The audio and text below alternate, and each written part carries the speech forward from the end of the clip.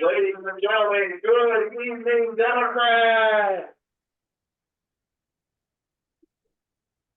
Hold on, people are still chattering, and we've got a bunch of people on mute on Zoom. So I want to ask everybody on Zoom to unmute. I want to ask everybody in the room to be quiet for a second so we can really hear the excitement. Good evening, Democrats. Good evening, Democrats. Good evening, Democrats. Okay, and welcome everybody in here, out there, Santa Monica Democratic Club. My name is John Cass. I'm the president of the club.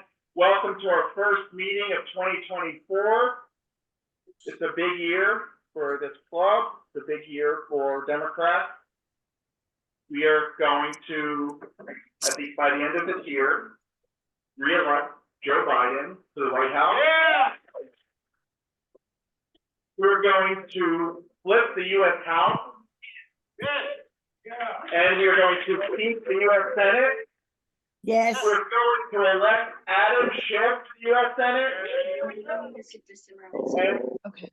We don't know who it would be, maybe somebody in this room, but we are going to elect 4 people to the Santa Monica City Council who were endorsed by this club. We're going to elect all 4 of them from this club to the diet. Really quick. Who might want to mute themselves? I won't call one out, but I just muted somebody. Now someone else is talking. Maybe yourself if you're not me. Okay, next 2 meetings, February 28th. We're going to have a double header, 2 really excellent discussions. First, the chair of the Public Safety Oversight and Reform Commission, Derek Devermont, who is in the back of the room, is going to lead a discussion on pretextual stop, a big issue that his commission's been working on. And we're also going to have a panel discussion about mobility, issues regarding mobility here in Santa Monica. The next meeting on March 27th will be an open Q&A with our Senator, Ben Allen. So we've got 2 great meetings coming up. Also at the February meeting, by the way, we will be having our board election. The Santa Monica Democratic Club Executive Committee will be electing a new team to lead the club through the next year. I've got a bit of old business I wanted to share with the membership. Some of the people here maybe are newer to the club and don't know this name, but we did receive commemoration from our county supervisor, Lindsay Horvath. And I wanted to just share this with everyone because it's for all of us. Make sure you all can see it on Zoom. So we sent out an email about this last summer, but our former president of the club passed away, Julie Lopez Dot, last summer in June. And so some of us have known about it for a while, but it's really nice that Supervisor Horvath actually adjourned a supervisors meeting in honor of Julie. Julie was the president of the club for almost a decade. And she was also a planning commissioner, rent control board member here in Santa Monica. So very valued member of our community. She also, by the way, was on a delegate to the state party and delegate to the community party, and a great Santa Monica Democrat. So just wanted to thank Supervisor Horvath for doing that. It was very thoughtful for the club and for sending out this commemoration that we received. Okay, that's our business. Now we're going to get to the real reason we're all here, which is the endorsements process. We're going to start off with the assembly race, AB 51. The board recommends Rick Chavez-Burr for re-election. And we're going to hear very briefly from our legislative VP, Isabel Story, to speak on his behalf.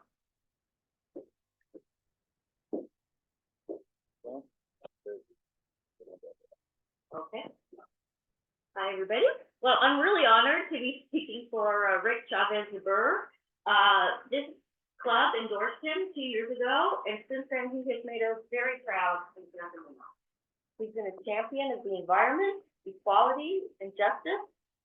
In his first term, he's had key legislation passed to advance renewable energy, protect LGBTQ students in schools, and take the first stake out of the Costa-Hawkins Act. That is an act that seriously limited rent control in California. Last year, Rick was appointed as the Democratic Caucus Chair, one of the Assembly's key leadership positions. And he also has initiated the formation of a new committee, the one on retail theft. And he is the chair of that to combat the problem of retail theft. Rick continues to offer bold solutions to some of California's biggest problems: homelessness, lack of affordable housing, public safety, climate change. He's an advocate for women, the LGBTQ community, working families, and us all. So I urge you to vote to endorse Rick Chavez Zuber. Thank you so much, Isabel. And do we have a motion to endorse? So moved by Mr. Eric Matos, and we have a second. I heard Dan Hall as the second. So we'll take a vote of hands. All those in favor?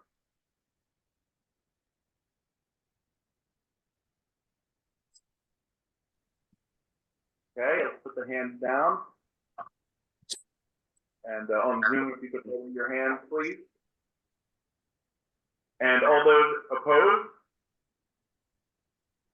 Not seeing any in the room. By the way, I'll just for everyone on Zoom. Just everyone at home. Yeah. Some cheese. Great, yeah, so there is true. There's a second handle up there under Natalia's name. A wide shot at any point. Okay, any abstentions? Okay, so it's a unanimous endorsement for Rick Zuber. Congratulations. And now we're gonna move on to Congress. For CD 36, the board recommends Ted Lieu for re-election. Yeah, why not? And I don't see Susan Shu, right? She's not here right now, or is she online maybe? Okay, so she was gonna speak, but is there anyone who wanted to speak briefly in favor of Ted?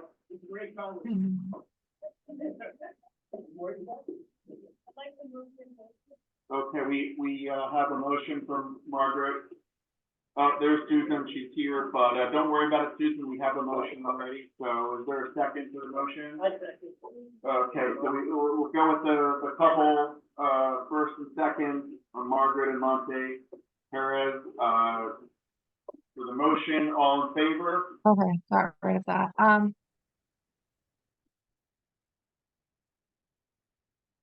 Okay, and everyone put your hands down. And anyone opposed? Don't think so. Yeah, I'm assuming Carl Robbins' hand is just go up from before. I don't think she opposes Ted Lieu. Okay, so any abstentions? Okay, so we've endorsed Ted. Congratulations. And, you know, of course, we don't have a state senate race, so in 2 years we'll deal with that, but we're really lucky to be served by such great elected officials like Rick and Ted and Ben, who will be on in a couple months. And now we're going to move on to the next item, which is a state ballot measure called Measure 1. And we're going to hear arguments in favor and against. And just to let everyone know, the format's going to be, we're going to hear 3 minutes in favor, we're going to hear 3 minutes against, and then we'll hear 2 minutes from each side on the rebuttal.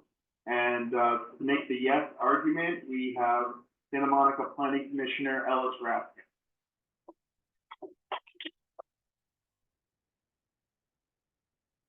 Thank you very much, John. Yeah, 3 minutes. Thank you, John, and thank you, everyone here in the room and everyone here online. Again, my name is Alex Matt, and I'm a vice chair, I'm the vice chair of the State Economic Planning Division. And I'm here to speak tonight about Proposition 1 on this March ballot. This is a measure that would radically rechange the way in which money is spent to fund mental health services and support housing to support those who are dealing with mental health issues.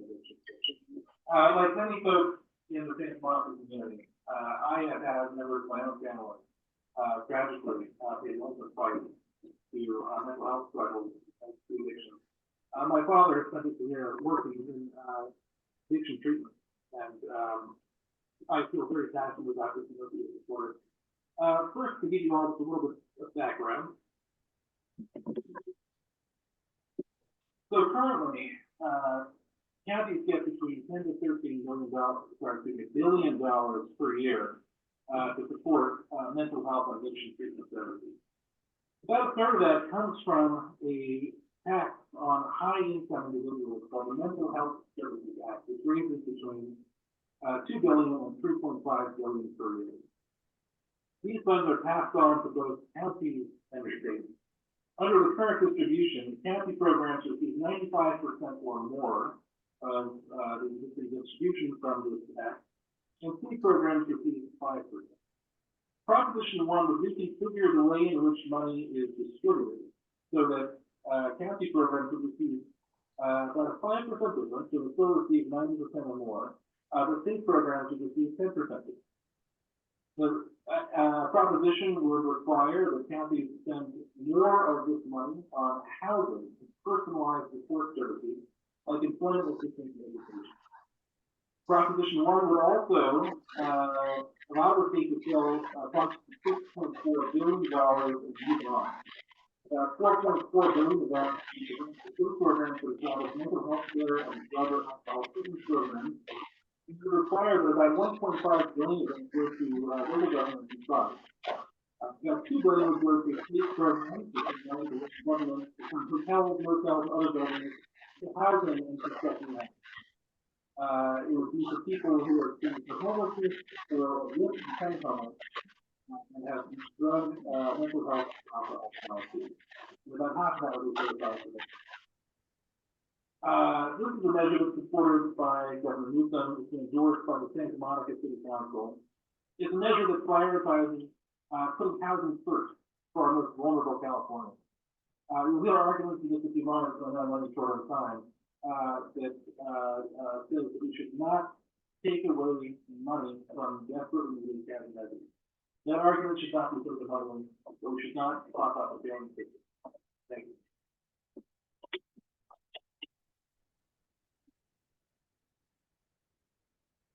Thank you, Ellis. And now, to make the no argument, we're going to hear from Terry Newstater from the League of Women Voters of California. Terry here. Hi, do I have Natalia? You got some slides for me? Natalia's got you, yeah. Thank you. Thanks for having me here. Wanted to make sure that you knew that Proposition 1 was really two different bills that came together to form Proposition 1.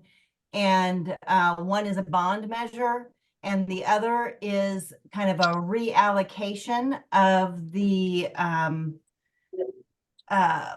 what was the millionaire's tax? And so that is going to change the Hey, Terry, third. let's second, because there's some projection issues. We're about to Okay. get it fixed.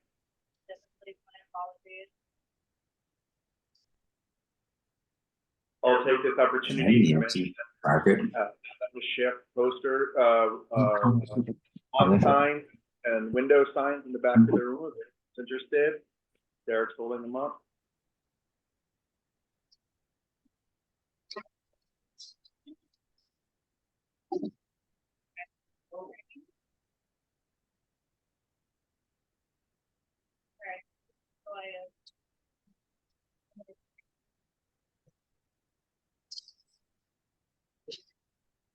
There we go. Thank you. Oh, thanks, Natalia. Okay, we can go on to the second slide. So two different bills that came together to form Proposition 1. And the way that the League of Women Voters looks at this is, should a greater share of county mental health services funding be used and new bonds issued to build treatment facilities and housing for people with mental illness and substance abuse disorders, as well as housing for other homeless individuals? Next slide.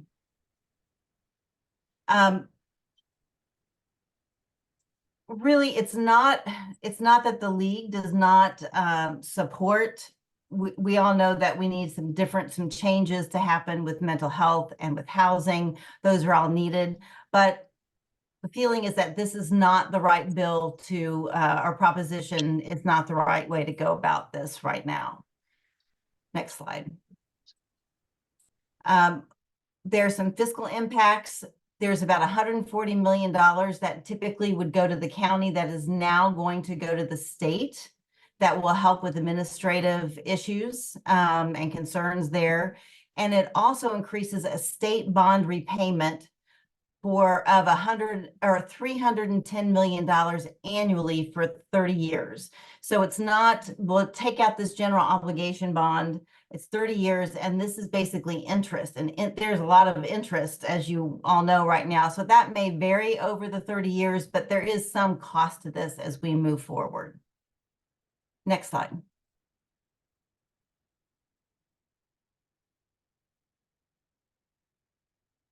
So California is against Proposition 1, Prop 1 no, oppose this. Cal Voices, Disability Rights, Howard Jarvis, the League, and Mental Health of America of California all oppose this bill because of the cuts that would happen to mental health treatment, and it would be diverted to housing. And these are county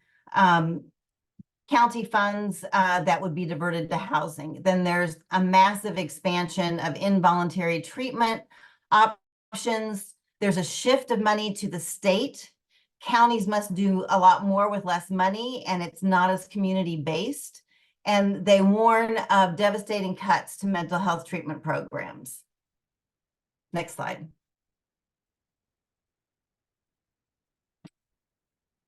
The League is concerned that this was rushed through legislation with last-minute changes. The biggest issue is the involuntary treatment beds in locked facilities. This was really going to be handled separately and was not going to be included in this proposition, and at the last minute was added. There was not enough debate, especially from a diverse community-based organizations that are involved in this. And there's concern that it could potentially lead to worse health outcomes and curtail civil liberties. It's less control in the community. It does increase funding for. Yeah, sorry, Chair. Okay. Okay, so we're gonna hear from Ellis on the response, and to Falk. Hang on.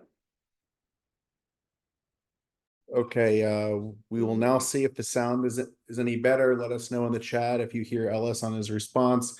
Ellis, you've got 2 minutes. Great. How's this perception? Great. All right. Thanks, folks, and thank you, Terry. The arguments that are raised in opposition are certainly not ones that should be taken lightly. We're dealing with a statewide crisis with limited resources and a challenging budget shortfall at the statewide level. What this measure will do is it will provide new resources at the state level that were not previously provided at the local level. Specifically, this bill puts forward a housing first solution towards mental health challenges and substance abuse. By best estimates, this bill would allow for the as many as 11,000 Californians with the severest mental health challenges to enter into new housing opportunities. Certainly, again, we don't take lightly the trade-offs that come at the county level expenditures.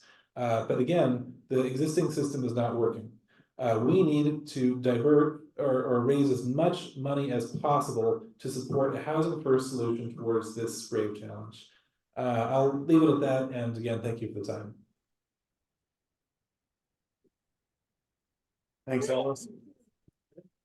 And now Terry, you have up to 2 minutes to respond. But you should unmute yourself first. There we go. Thank you. Thanks, Ellis. I agree with the housing first, and typically that is what we do for homeless individuals. But the 11,000 beds that are here, people should understand that these are not permanent beds. There's a good portion of them that are really either outpatient or just treatment beds. And then of the beds that are remaining, I think there's around 4,000, and those would be for permanent supportive housing for homeless individuals. So it would only affect the homeless front. You're hearing a lot about how this is going to solve homelessness, and it's really not. It affects less than 3% of the homeless population. And there's a good portion of that, I think half of it would go to veterans who desperately do need that housing. But it does not address the fact that this involuntary group of individuals that would be put in there, that is something that needs to be looked at and addressed, as well as just the way the money is being spent. In general, League prefers to have things done at the legislative level and not earmarking funds through ballot initiatives, which is that's what this is. It restricts the counties and the state from redirecting funds to alternative models of care or other needs. So that would be something that we would like to see changed differently. Thanks. Great. Thank you so much, Terry. And thanks again to Ellis for presenting. And so now we're going to, that will be on the ballot. Everybody who is a member who gets a ballot, measure 1 will be on there. You'll be able to vote for yes, no endorsement, or abstain altogether. Question. Sure. Yeah, Craig. That, is the ballot gonna be a paper ballot? Because last time we did this, we had a phone, voting. Yeah. So Craig asked about the ballot. So just to let everybody know, right now, everyone will get the ballot in an email. It will go to the email where you RSVP'd to this meeting. And if there's any issue with receiving your ballot, when I will make it very clear when the ballot's being sent. And if anyone has any issue, they don't get the ballot in time or whatever, you'll be able to talk to Dan Hall, our now former board member who stepped down, but he's helping us out. And also Derek Devermont will be helping him as well. So any issues with the ballot, you'll talk to either Dan or Derek. You can email them, text them, and we'll deal with that a little bit later. Now we're going to move on to county committee, the next portion of the meeting. We're going to go through all the races that are going to be on the ballot, by the way, just so everyone knows the plan here. When we get to the end of having dealt with everything, that's when the ballots are going to open. It'll be about an hour from now. Okay, so county committee, for anybody who doesn't know, county committee is LA County Democratic Party, is the central organ by which the Democratic Party operates in our region.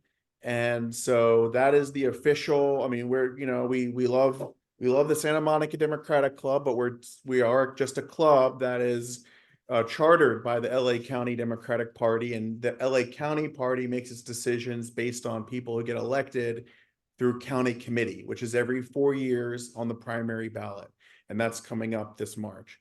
So our district, Rick Spur's district, the Fightin' 51st, is one of the many districts that elect 7 people to county committee.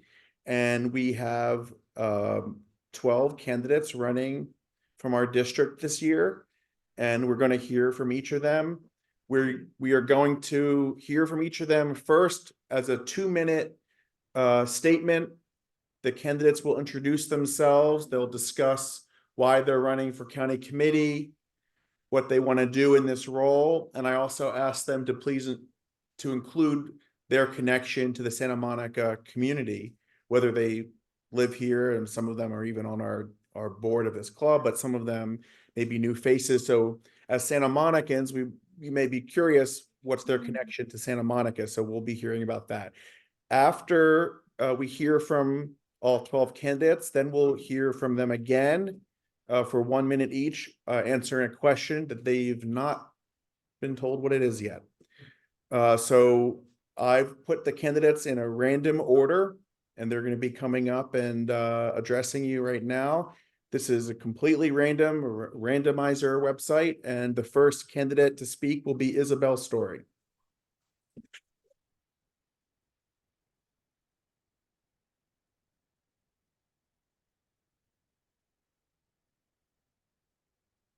All right, well, hi, everybody, a lot of familiar faces. So I'm running for county committee on the progressive slate for AD 51. And I'm doing it to continue the work I've been doing for years to advance progressive legislation and elect Democrats at every level. I'm passionately committed to making California a beacon to the nation with progress on healthcare, reproductive rights, and protecting our democracy. I'm a 3-term delegate to the California Democratic Party, and I've secured the state party's endorsement of landmark bills to reduce single-use plastic in California and to make the second year of community college free. I've led voter mobilization campaigns over several cycles, especially for key California House races, helping to defend and take back the House. I hold leadership roles in California Indivisible and in the Santa Monica Democratic Club. As your legislative vice president, I've led our endorsement of a record 30 bills. 11 of them so far have become law. These include ones to promote affordable rent, affordable housing, making redistricting more fair, guaranteeing minimum wage for healthcare workers, making schools safer for LGBTQ youth, and putting marriage equality in the California Constitution. As a leader of Indivisible California's healthcare and reproductive rights group, I've spearheaded advocacy for a number of bills, including one that expanded Medi-Cal coverage to about 700,000 more people, and another that prohibits enforcement of out-of-state abortion restrictions in California. I've been on the forefront of fighting for single-payer health care. I'm the Assembly District Leader in the California Nurses Campaign. I've helped lead the statewide fight for CalCare, guaranteed health care for everyone in our state. Thank you so much. Thank you, Isabel. And the next speaker will be joining us remotely is Laura Gillette. All right, I'm coming. Here I am. Okay, so sorry that I can't be there in person, but I'm glad to talk to you about why I'm running for the LA Central Democratic Party Committee. This is the first time I've run for anything, and there are a few reasons. Mostly what's going on in our world today, but very succinctly, my 2 principal driving forces are democracy, in that we want to preserve and build a healthy democracy that serves all people, and climate change, because I don't think we're talking about this enough. It is a very, very serious peril that will have impacts on everybody. There isn't any more democratic peril because it will impact everybody. It will impact the poor, probably first and worst, but it will impact everybody. So my history is that I came from the East Coast. I moved to Santa Monica in 2001. I am a career nonprofit professional and fundraiser, 30 plus years. Came to work at the Natural History Museum, then was a director at the Library Foundation for the LA Public Library, director of development at UCLA, and an executive director of development and strategic relationships at KCET before I became a consultant. I've raised more than $50 million in my career. One of the reasons for that is because I work with messaging. And messaging is also something that I think that we as Democrats need to focus on in order to compel our fellow Democrats to vote, and also to change the minds of some people who might be on the fence by stating very clearly and succinctly what the priorities are, what the Democrats have done. That's time. Thanks, Laura. Okay, thank you. Okay, our next speaker will be Michael Soloff.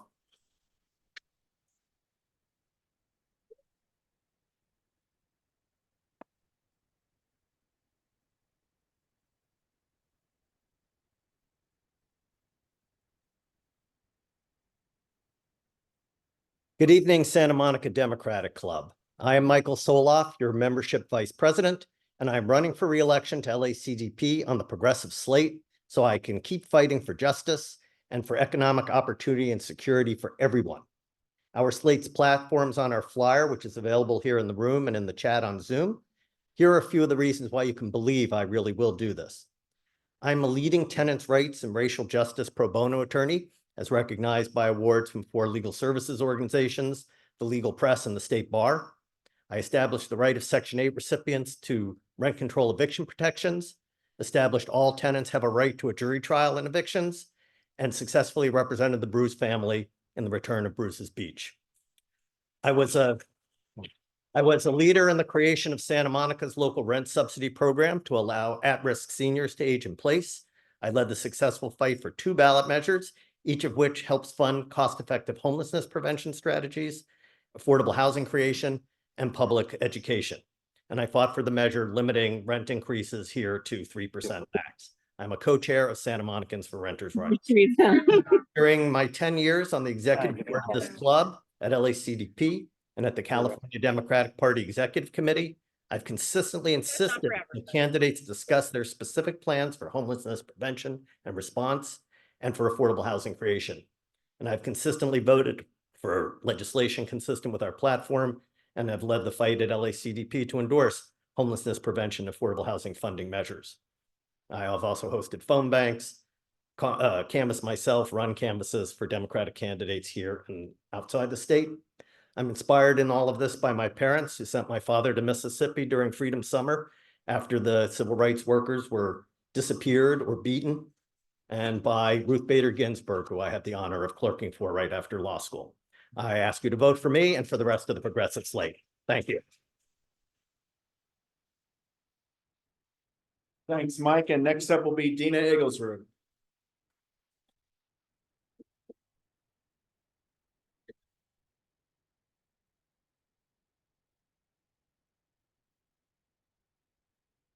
Hi there. So I am a current member of the County Central Committee. My name is Dina Egglesrud, and I am seeking re-election, and I am running on the progressive slate. I'm the co-chair of the LACDP's Legislative Action Committee. We oversee and vet legislation for them. One of the things that I'm most proud of is that when I run our committee, I run it with a fair process. I think even if everyone doesn't agree on a particular issue, that it's important for everyone to have the opportunity to be heard so that we can make a fair judgment on the legislation that we're making decisions before us. This last legislative term, our support was even referenced a couple of times in the state's legislative analyses, which is a first. I've actually raised the profile of LACDP in the eyes of the legislature. If you look at our flyer, you can see some of the legislation that I've personally supported and advocated for, and I wholeheartedly support our entire platform. Last year, I was honored as LACDP's Eastman honoree for the County Central Committee. And at that time, I dedicated my award to all of the artists and creators whose works have been stolen and are being used without consent, credit, or compensation, I might add, via predatory data acquisition practices from AI companies. Over this last year, I've been assisting the Concept Art Association in their advocacy to protect human artists and creators from the theft of their intellectual property. These works are then used for unregulated generative AI, which is used as labor replacement for the very artists who created the works that made these technologies able to function.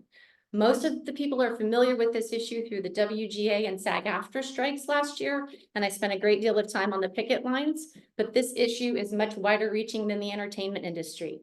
Last spring, Goldman Sachs released a report estimating that approximately 300 million jobs worldwide, just slightly less than the entire population of the United States, will be lost or degraded by artificial intelligence. I've been endorsed by Ben Allen, Rick Zabur, the Chair of the Board of Supervisors, Lindsay Horvath, Holly Mitchell, along with many other local elected officials, the West Hollywood Beverly Hills Democratic Club, and leadership from every Democratic club in our Assembly District. My name is Dina Eigelsrud. I'm running on the Progressive Slate, and I hope you vote for all of us tonight. Thank you. Thanks, Dina. And next up will be Susan Shu.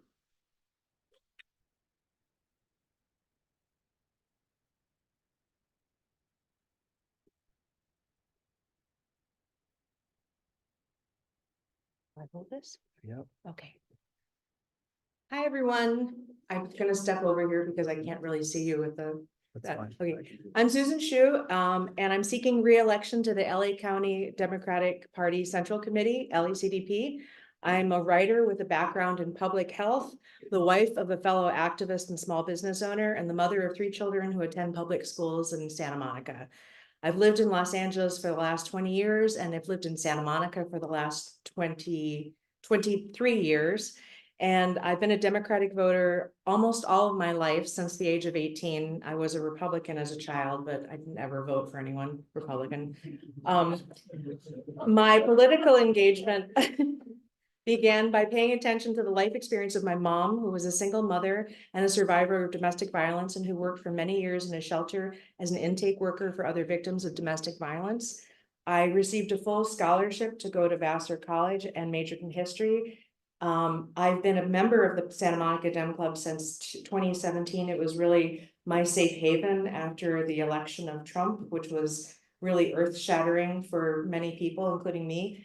And I'm very proud to be running on the Progressive Slate because I actually was running against some of these people 4 years ago, and I think it really speaks to what a great local infrastructure and what a great bunch of colleagues I have that I'm running with them now.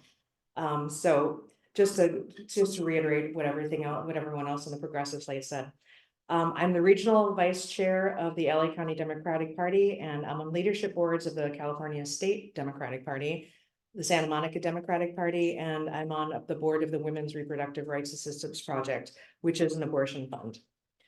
For the last several years, my husband and I have worked with the Grassroots Democrats HQ in the efforts to get out the vote in key California swing districts and other pivotal elections nationwide. I feel like I need to say prior to college, I attended public school in Wisconsin, which is why I have such a national focus as well as a local focus. I had a 7th grade teacher who, is it time? Okay. Oh my gosh, I didn't time this. Anyway, I asked for your vote. I have endorsements from several other West Side clubs along with my slate. Please vote for us. Thank you. Thanks, Susan. And we'll now hear from Rebecca Panus.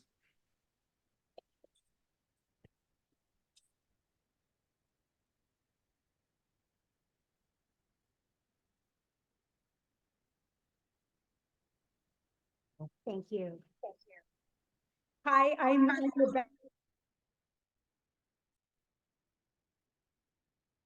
As a 3rd-generation Angelino and a 2-time city commissioner, the Democratic spirit runs deep in my veins. My family's history includes my great-grandmother's protesting for labor safety at the Triangle Shirtwaist factory fire, and my grandparents marching alongside Dick Gregory and Gloria Steinem for the Equal Rights Amendment.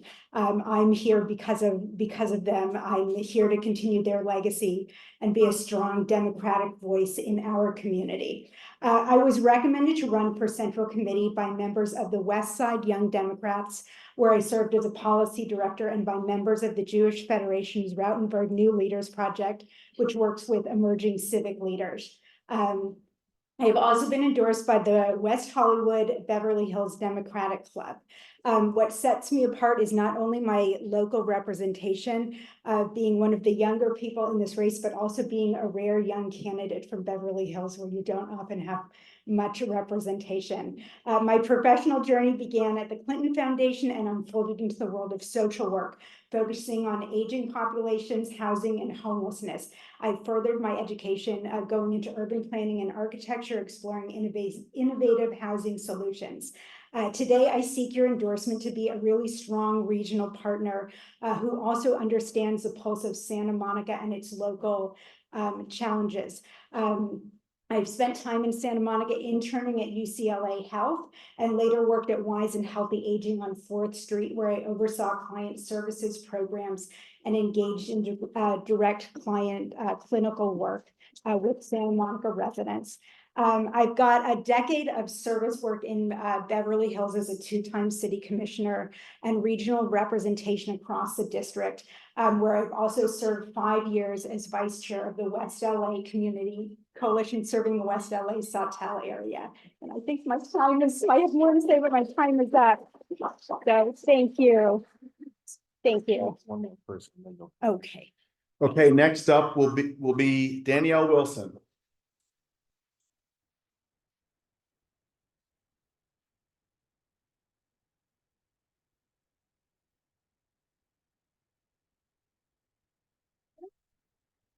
Good evening, Democrats. My name is Danielle Wilson, and I hope to earn your endorsement in my re-election to County Central Committee. I'm running on the progressive slate with my colleagues who you've heard from so far. I was born and raised in the San Fernando Valley and earned a full ride scholarship to help me become the first person in my family to graduate from college. I come from a working class family of union members. My parents were members of UFCW 770 at Gelson's in North Hollywood. My grandfather was an auto mechanic for the city of LA, and my uncle currently drives for Teamsters Local 399. Growing up, places like Santa Monica, Beverly Hills, and even West Hollywood, where I currently live, seemed like very far away, exclusive lands. For the last 7 years, I've worked as an organizer with the Hotel and Restaurant Workers Union, Unite Here Local 11. One of the first places the union brought me was right here to this community, where I learned about the history of Santa Monica as an incubator of progressive policy. I learned about the renters' rights movement that continues to serve as a model for the country. And I learned about the original minimum wage fight back in 2001, when people like Kevin McEwen, Mike Feinstein, and Paul Rosenstein, who may be in this very meeting right now, served on the city council. I met workers like Christina Navarro, who's here in the audience, and Maria Cortez, who work as housekeepers in the hotel industry. They live here in Santa Monica, where they've been able to send their children to the best public schools and community college. This is possible here in Santa Monica because of policy choices to raise the minimum wage and build affordable housing with the strongest tenant protections. I've witnessed firsthand what it means for people like our members who come from generations of poverty to be able to live in a community corporation building blocks away from the beach and a bike ride away from their jobs. These are the values embedded in this community, and I am running to ensure that the party elects people who reflect these values. Thank you.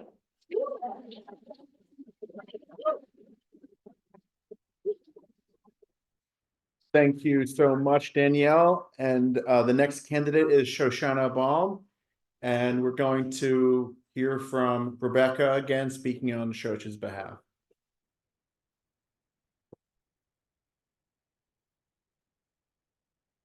Thank you, and sorry that Shoshana couldn't be here with you tonight, but I guess I will begin. Shoshana Baum stands out as an exemplary progressive candidate for LA CDP in Assembly District 51. As a young urban planner with a master's in urban planning from UCLA, Shosh is someone who dives headfirst into critical issues of housing and equity. Shosh was the founder of the West Side Young Democrats, which demonstrates a deep commitment to involving and empowering younger voices in local policy issues, tackling everything from housing to environmental sustainability. Shoshana's active participation in lobbying days in Sacramento exemplifies dedication and advocacy for our region. Shosh was also appointed to the City of West Hollywood's Transgender Advisory Board, underscoring a commitment to representing diverse perspectives.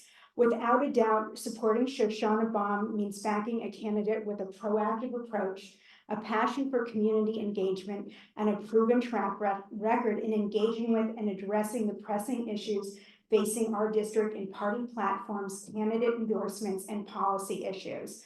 I'm personally so impressed with Shosh. I think you will be too, and I urge you to endorse Shoshana Baum for Central Committee, a needed voice for our region, a strong choice for progressive representation for Central Committee. Thank you.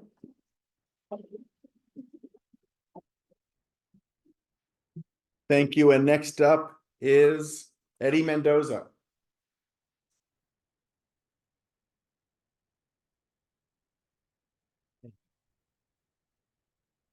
some notes. Howdy, guys. All right, my name is Eddie Mendoza. I think I'm entering about my 12th year in Democratic politics. A longtime member of the Santa Monica Dem Club. Helped lots of folks on the Zoom and in this room get elected and re-elected to their particular offices. Hi, Tyler. You guys. Everybody. Nancy, I think I saw her. So I'd like to thank. I'm pretty grateful. I'm actually born and raised in the 51st from the Hollywood portion, but I'm thankful for so many Santa Monicans bringing me in to their community. I feel like this is my second home base. So thank you guys so much. Proud to be running with so many good Democrats, but I'm running with the progressive slate that, and I'm also thankful for your guys's recommendation for endorsement as well. Let's see, I've worked for a speaker, a pro tem, helped climate policy, environmental, reforms, homelessness policy, worker protections. Currently, I'm on the political team for Congressmember Schiff's bid for Senate. And I'm working with the Justice for Renters Coalition to help strengthen renter protections across the state. I'd like to continue doing good work with the Democratic Party and electing good Democrats, and would love your guys' support today. Thank you so much. Thank you, Eddie. And next up will be Amy Wawuga.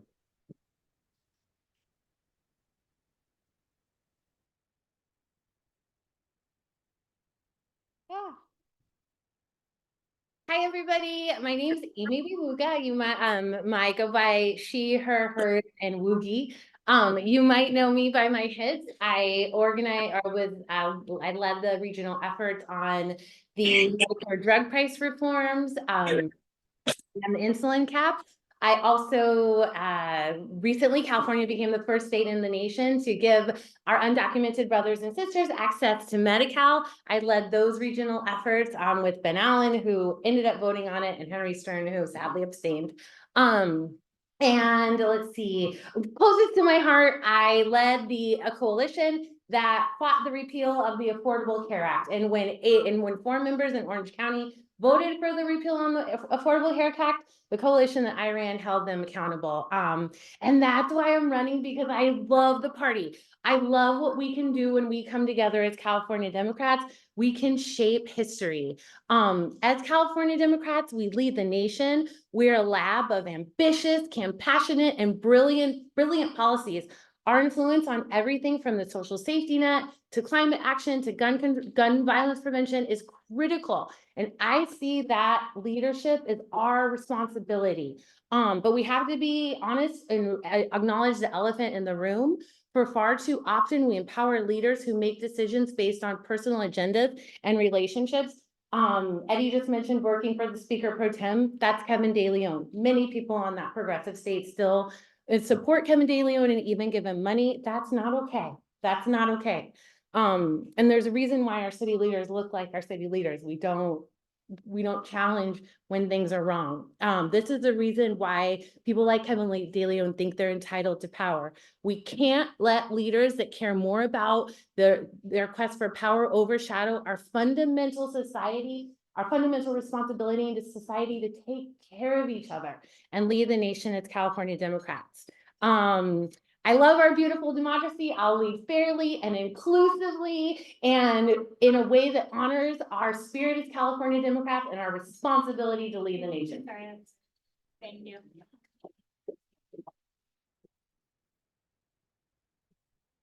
Thank you, Amy. And next up will be Charles Taylor.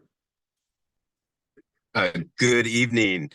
Thank you for this opportunity. My name is Charles Taylor, and I'm running as a write-in candidate for the 8051 Democratic Party County Central Committee. And every 4 years, we always hear, "Oh, this is the election of a lifetime." This is really gonna determine how the country moves forward in future years. And as a veteran, service member, lawyer, neighborhood council member, and just kind of an all-around resident of real life, I really think that is so critical this year. How this election goes in 2024 is really going to determine so much as to what America is going to look like 50 years from now. And that's part of the reason why I'm running as a write-in candidate. Some might say, well, doesn't make sense to run as a write-in candidate, but in this case, I still feel as though it's important to get out and express my voice and express my opinion, and so that it's part of the conversation. And in the process, you build relationships, you find new ways and new channels to get others involved in the process. And ideally, we'll find others who, may not think like us right now, but through persuasive conversation and just through persuasive involvement, ideally we'll come together. My relationship, I live in Hollywood, but I've lived in 8051 for the last number of years. I've run before on slates that have had a number of residents from Santa Monica. Santa Monica is not that far from Hollywood. Everything's very close. I know a number of you, even though there's a number that I haven't met before. Even though I don't live in Santa Monica, I do live in Hollywood. I'm a part of the 8051 community. So I'd really hope that I can have your support. Again, my name is Charles Taylor. I'm running as a write-in candidate for 8051. So please make sure to write in Charles Taylor. And I really think it's important too to have a diverse perspective. There's not very many folks who have the combination of experience in the military, as a lawyer, and on and on. And I know my time is up. Thank you for this opportunity to speak. Charles Taylor for 8051. Thank you. And since Charles is running as a write-in, when we vote on this race, Charles will be available to vote for as a write-in.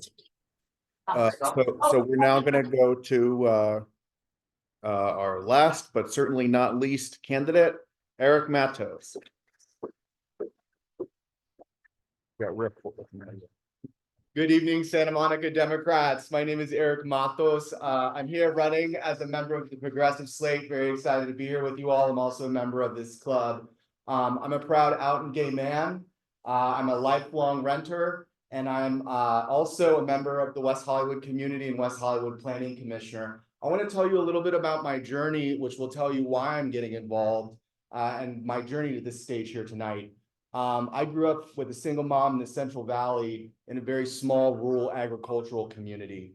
The struggles that we face on a day-to-day basis are the struggles that everyday Californians face today. It was issues of housing security. It was issues of carbon emissions in our communities. It was issues of walkability. And it was also issues of sustaining a living wage. It was these experiences that many Californians face that really inspired me to want to be involved in our process and in politics.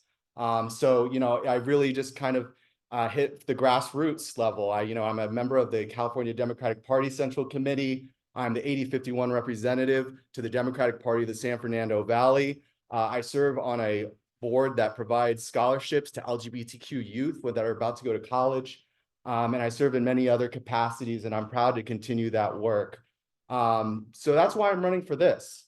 The role here is to find leaders to support that represent the values of our party, these progressive values, the values of our progressive slate.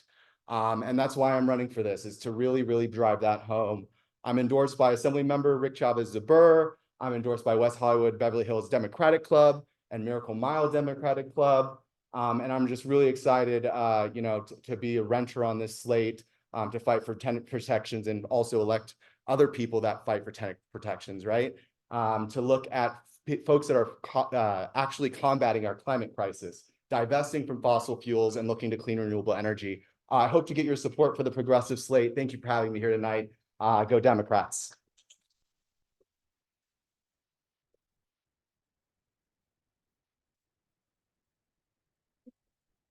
Okay, and now, so we're gonna go to the question for each candidate.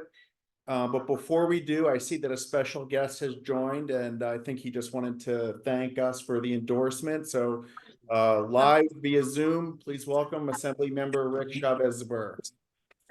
Hi, John. Thank you. Hello, everyone. Just wanted to pop on and thank you for the endorsement.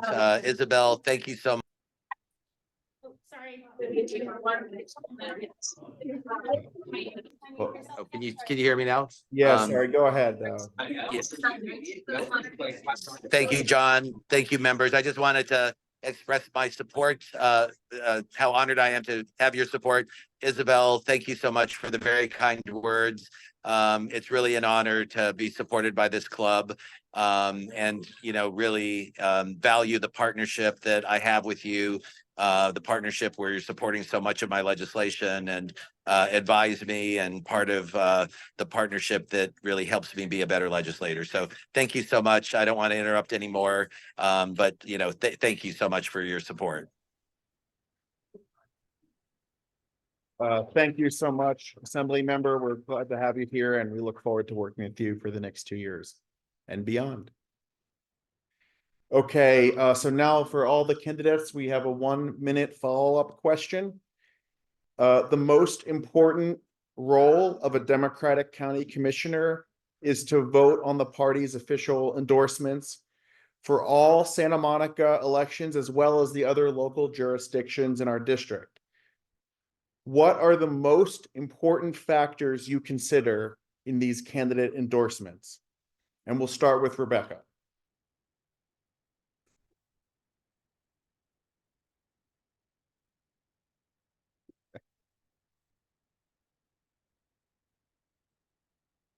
Thank you. I know each candidate goes through an extensive vetting process and a questionnaire they have to fill out. And I think vetting them on their questionnaire, vetting them on their record is really important. I think it's really important to speak to people locally. Are these candidates that are in line with their values in the local community? I know that the LACDP recommended 2 candidates in Beverly Hills. I'm curious what they actually, you know, firsthand know of these candidates, which is why I also think it's important to have regional representation from every part of the assembly district, making these decisions for the LACDP. And that would be my answer. If they are in line with the party's values, if they're in line with your own values, if they're going to actually, if you think the candidate is actually going to enact and move forward on those issues locally. Thank you. Thank you. And next up is Dina.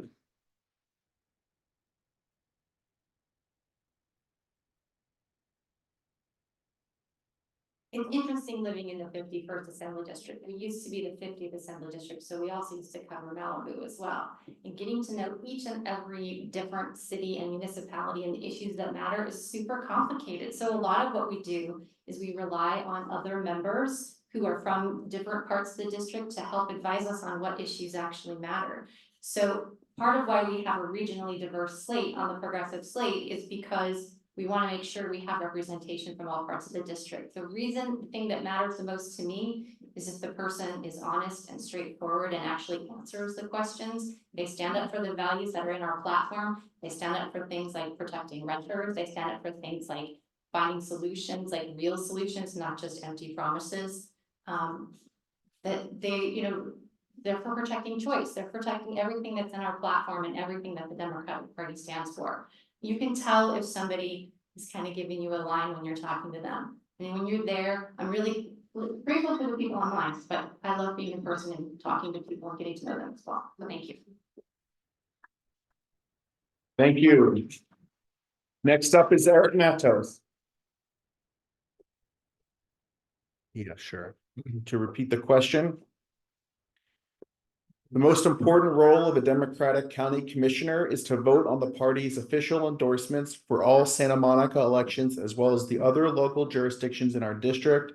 What are the most important factors you consider in these candidate endorsements? Absolutely. I think, you know, for the person running for this seat, you have to look to elect someone who's going to be a regional coalition builder that could actually get to know the communities that are going to be sending candidates to the Democratic Party. I think that the most important thing is to look at their values and their work, right? And then also to look at something that is very important to me, which is lived experience. Have they experienced the issues that everyday Californians experience on a day-to-day basis? Have they experienced being a renter? Have they experienced housing insecurity, food insecurity, things like that? I think those are very important when you look at candidates, but it's also, you gotta look at the work and the track record, because someone who comes out of nowhere, versus someone who's been doing the work, putting in the work, like members of the Progressive Slate, I mean, that's just something you're gonna have to consider. But when you're looking for whoever's gonna do this role, you gotta look for someone who's gonna do the vetting and actually get to know the candidates and get to understand their line of work, and perspective they're coming from. Thank you. Thank you, Amy.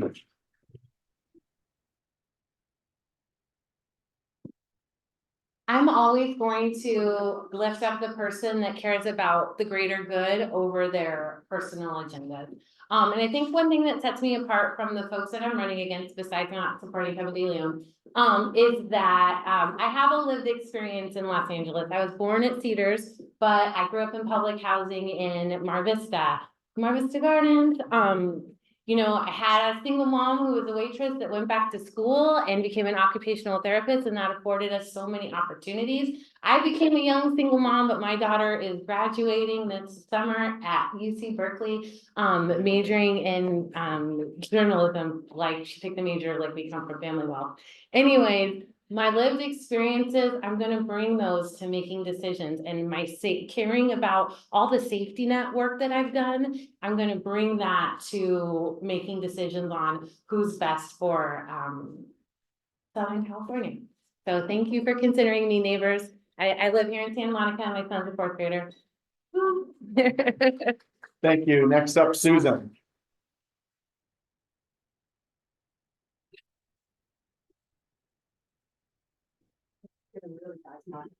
I might just run off stage. Okay.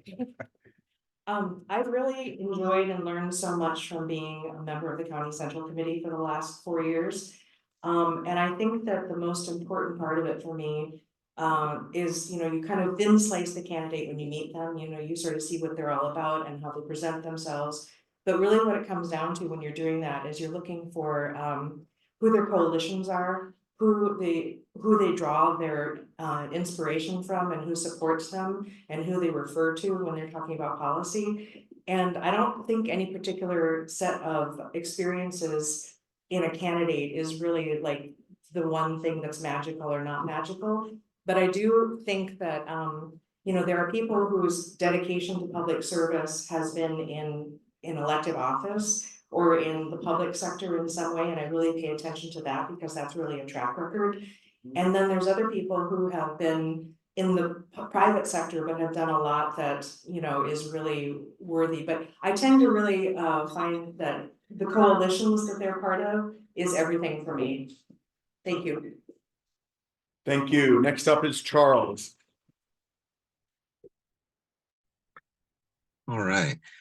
You know, in addition to all that has already been said, I think, well, one, of course, I'm going to support those who have similar views to mine or have qualities, visions, a mission, a goal that is similar maybe to how I would kind of envision things. But I also think that it's important to be a good leader. And a good leader is someone who's going to find ways to empower those who might otherwise feel like they're just a voice that no one cares about, or they're going to mentor others and tell others, hey, how do you become a good leader, so that they can kind of follow in their footsteps.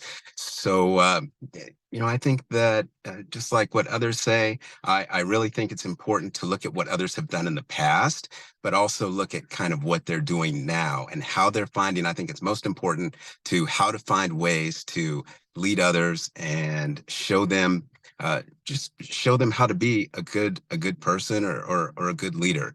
And to the extent that we have leaders in place now that find ways to empower people, I think that's excellent. So thank you. Thanks, Charles. Next up is Danielle.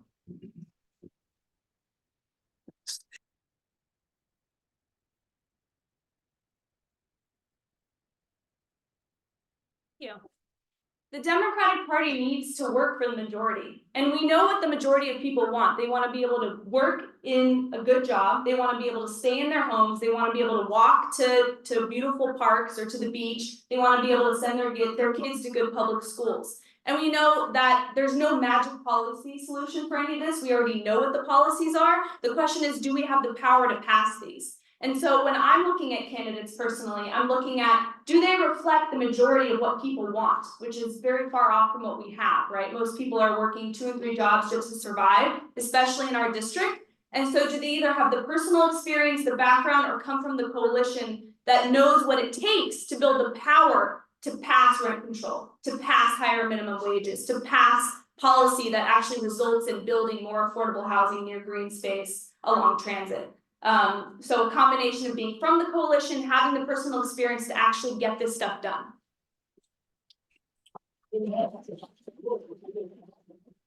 Thank you. Next up is Laura. I think that one of the most important qualities would be courage. Too much in this day and age, politicians tend to just go where the votes come from, and they agree, go along to get along.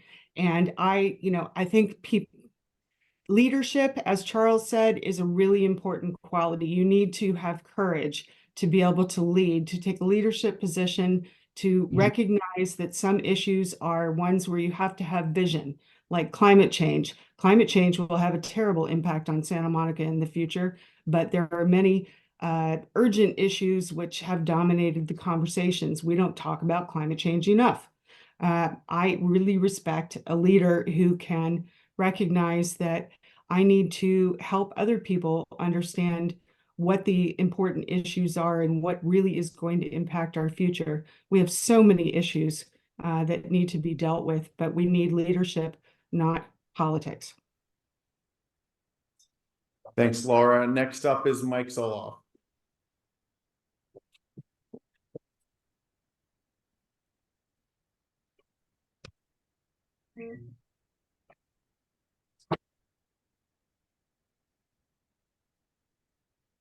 So when faced with this over the last few years, first thing is, why should I believe that you're really going to do something on the critical issues? And you can, for me, obviously, I have expertise in housing policy and things related to that. And so I've asked candidates about that. They can demonstrate it by their past experience in doing something, or by telling me something specific that they're planning to do. Not for affordable housing, but for example, when we talk to people in Beverly Hills, there's two pieces of public land in a certain port of town that could be turned into affordable housing. People who thought it through that much are much more credible. And the benefit of having a team and diversity of not only geographical knowledge, but also issue knowledge is that we can probe all of those issues. The second thing is diversity matters, and particularly matters what they're running for, what that body already looks like, and if among people who are relatively good, if we need to diversify that body, that's something that we need to take into account. And third, what the opinions are of local people. Thank you, Mike. Next up is Isabel.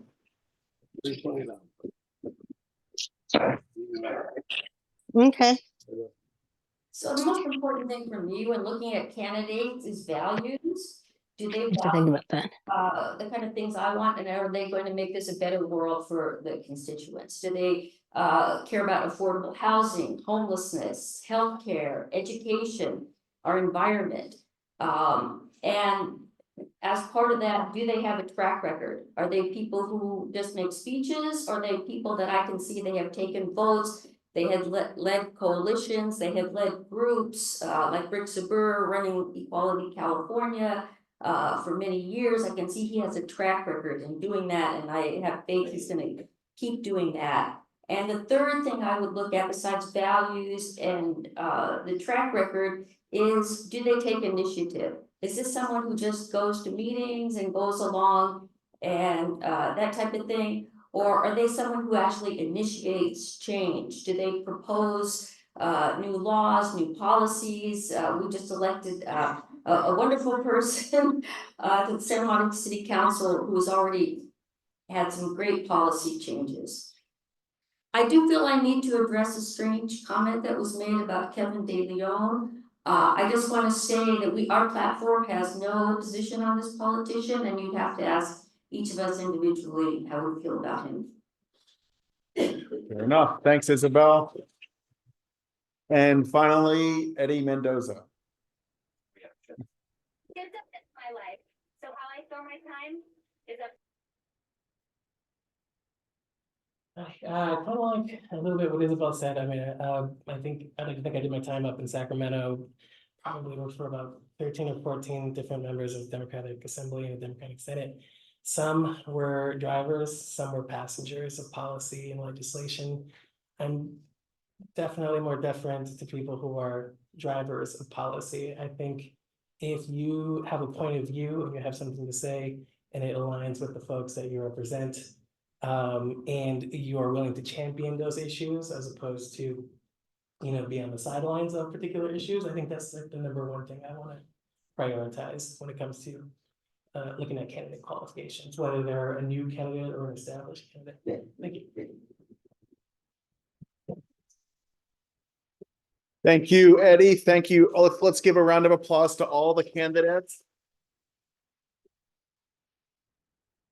I said when I welcomed everybody who was running to speak in my invitation to them that whether we agree or disagree on certain issues, that it's really says a lot about you and your character to stand up and say that you want to run for a position like this, which has absolutely no glory, no anything except for going in, doing these really long, tedious meetings and casting these endorsement votes, which very few people even know about. So really, it's great that you all are doing it, and thank you so much for putting yourselves out there like that. Yeah. So now we're going to move on to the next item of business, which is the district attorney race. Now, we already had a long 2-hour debate with the candidates themselves. So it may seem like we're giving short shift to this particular race, but that's because we had the debate already, and this is really more of a closing argument. I also wanted to make sure it was clear that we asked the candidates themselves not to be the ones who present right now. Several of the candidates offered to come and speak on their own behalf.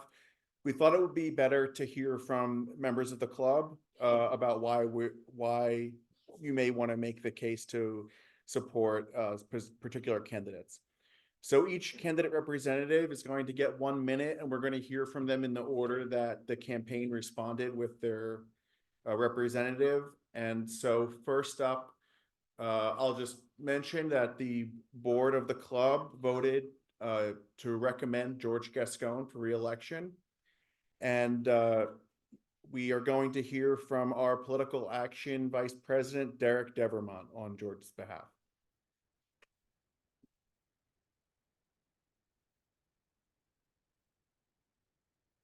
Thank you, John. Let's hear it for our president, by the way. 1 minute. 1 minute for me, if I can squeeze it in. Okay. So as I said, my name is Derek Devermont. I am one of your elected members to the DNC. I am the vice president of the Political Action Committee of the Santa Monica Democratic Club. I sit on the LACDP Judicial Endorsement Committee, and I am the chair of the Santa Monica Democratic Club Judicial Endorsement Committee. I'm here to speak in favor of George Gascon, your current Los Angeles County District Attorney. Number one, he's endorsed by Los Angeles County Democratic Party. He's endorsed by the LA Fed. He's endorsed by, God, I have it all here. Those are just a few as to who he is endorsed by. He created the very first LGBTQ advisory board, one of several advisory boards that will provide valuable community input into work building a safer and healthier county for all. With regards to WageFed, he created the office's first labor justice unit. The unit will bolster his office's existing fight to end wage theft.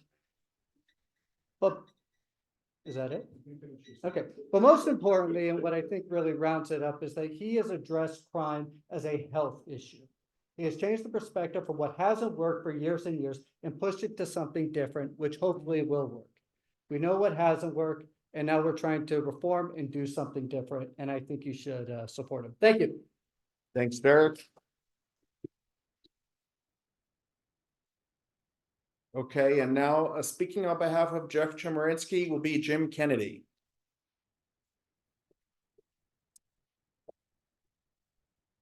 Thank you, Santa Monica Democrat Club. I'm a Santa Monica resident club member. Jeff Chemerinsky grew up in LA. He's a progressive and he's a lifelong Democrat. He's also the chief of Organized and Violent Crime Division of the U.S. Attorney's Office, the largest U.S. Attorney's Office He brings what's needed for the DA's office with the crisis of leadership. He has been endorsed by many Democratic clubs like the New Frontier, Heart of LA, and such people as Henry Waxman, Yvonne Burke, and Connie Rice, the civil rights attorney. He's also been endorsed by the LA League of Conservation Voters because George Gascon has gutted the Environmental Crimes Division. He's reduced the number of people there. He's put people there that he doesn't want in other divisions there. And he hasn't brought a case except one in the almost 4 years that he's been there. So Jeff is really going to bring the progressive nature that we value here with the reforms of justice, environmental justice, social justice, and sentencing reform, and ending mass incarceration. So I beg you to reconsider the recommendation. Thank you. Okay, and now speaking on behalf of Maria Ramirez is Bell Chen.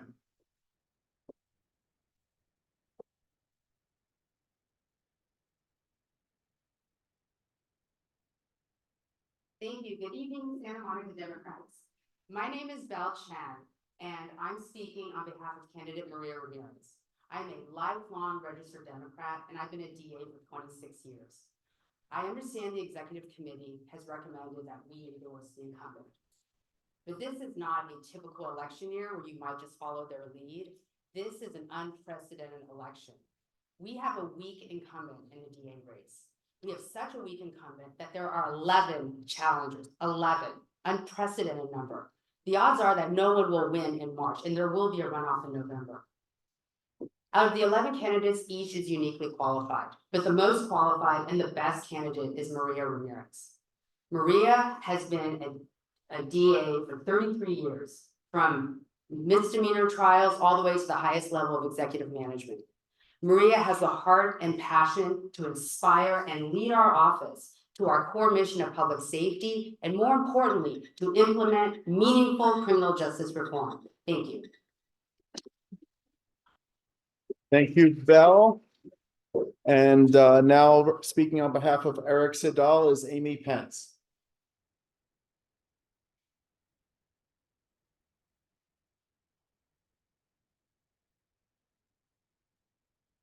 Good evening. My name is Amy Pence. I'm a lifelong Democrat. I am opposed to the death penalty, and I am married to a public defender, and I've been a DA for over 25 years. I'm voting for Eric Siddall for district attorney, and you should too. Many career prosecutors, like me, support criminal justice reform. To get there, we need someone who is progressive and someone who has the respect of the office, law enforcement, and the community. We don't have that now, but Eric is that person. He's a Democrat and an accomplished prosecutor. He led our union. If elected, he would be the county's first openly gay chief prosecutor. Eric has a plan to help those struggling with mental illness and homelessness, and he will move forward with reform in a sustainable and responsible manner. Some want to go back to the old way of prosecuting. That didn't work then, and it won't work now. We need someone who inspires a new generation of prosecutors. That person is Eric Siddall. Thank you. Thank you, Amy. Okay, and now speaking for Jonathan Hatami is Drew Roosh. Drew Reich. Drew Reich, here he is. Go Thank for it. you.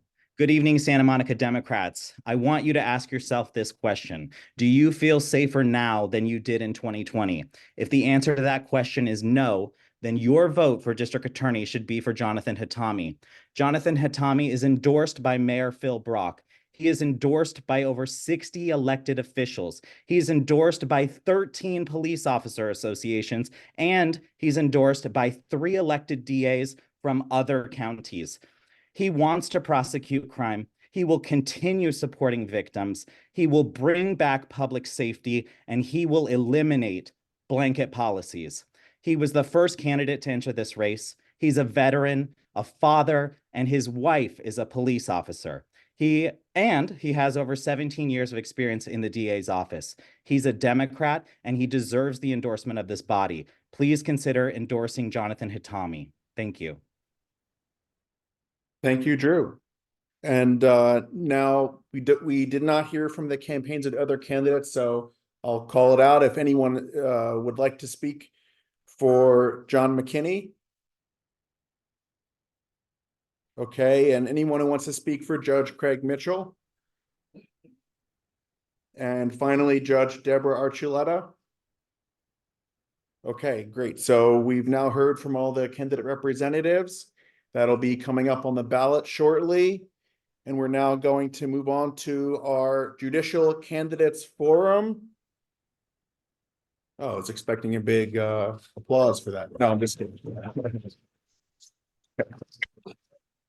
Okay, so before we hear from the candidates, just to let everybody know, we do have a judicial.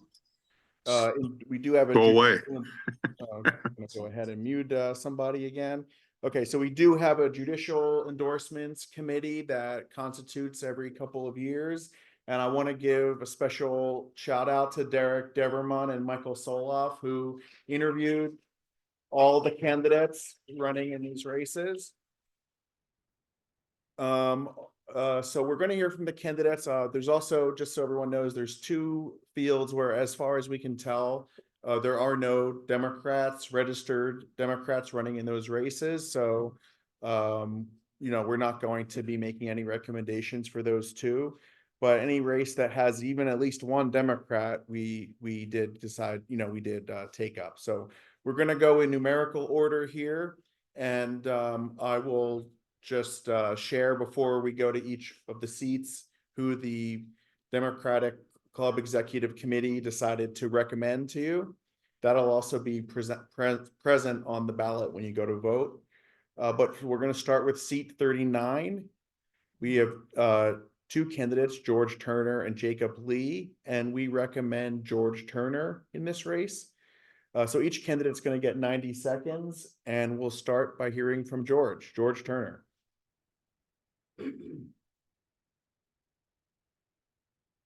Anybody out there? Okay, well, if anybody hears from him, maybe let us know. Okay, sure. Well, let's hear from Joel. Come up.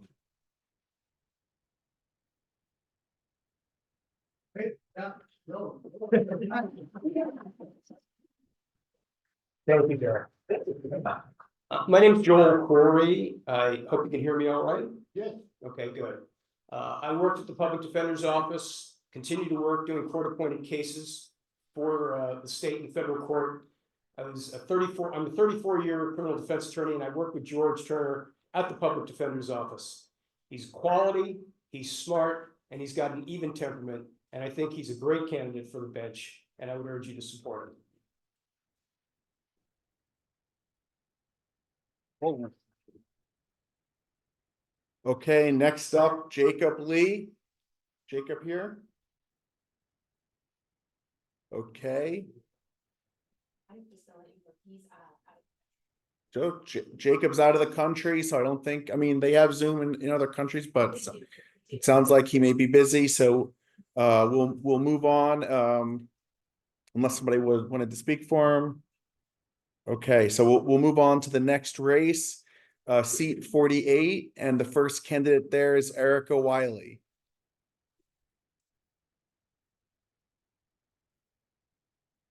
Erica? Great. Sure, come on up.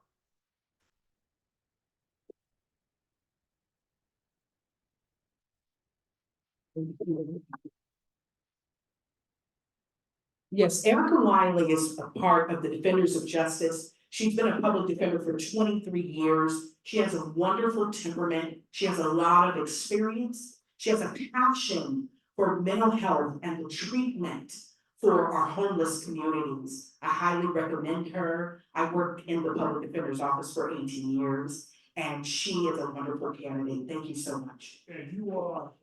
Thank you, sir. Oh, and I am Lachey Henderson. Thank you, Lachey. And next up, we'll hear from Renee Rose.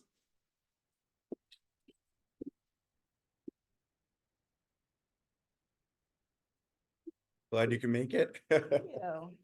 Thank you guys very much for having us. My name is Renee Rose. I've been a prosecutor for the last 32 years. For a decade, I lived on Pearl and 20th. I also worked in the Santa Monica District Attorney's Office. I have lived and worked in this community. I have represented and advocated for victims in this community. And I have sought justice in this community. The job of a prosecutor is more expansive than the job of a criminal defense attorney. Their job is to represent their clients. The job of a prosecutor is different. The interest that we represent is the entire community. It's safety, it's victims, it's witnesses. And then with that, we also balance the needs of a defendant, the needs for mental health treatment, the needs for drug treatment. We also balance the wants of a defendant who wants redemption or wants leniency. And then we also incorporate the constitutional and legislative protectives for a defendant. And in that, we also have to balance what is justice in a case. And that is the experience that I come to running for judge. I believe I have the right experience, work ethic, and compassion to be a great judge. I am the most qualified in my race. I am proud to have the endorsement of the Met News, 46 current and retired LA County Superior Court judges, and I have to do this. I am well qualified. I'm the only candidate that is well qualified by the LA County Bar in my race. And I'm asking my hometown, the place I used to call home, to endorse me and to vote for me in March. Thank you so much. Okay, so we're gonna go on to seat number 97. We have 3 candidates in this race. And first up, we'll be hearing from Sharon Ransom.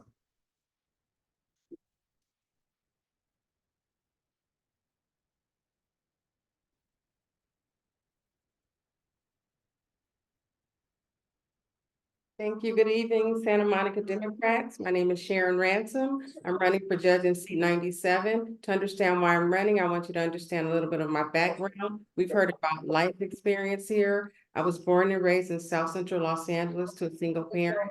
I attended LAUSD public schools. I became a single parent myself at the age of 21. My daughter is now a registered nurse at LAUSC. We believe in public service and giving back. I put myself through school at night while raising my daughter and dispatching for the sheriff's department.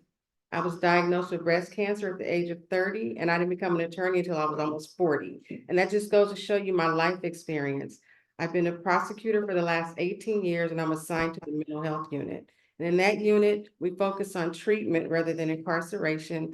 We have a lot of people coming through our court that are from the Santa Monica area, because it seems like a lot of people come to Santa Monica for the beaches and the nice weather, and they're mentally ill and they might commit crimes. So we find treatment for them, and they can go get diversion and go on to get permanent housing, mental health treatment.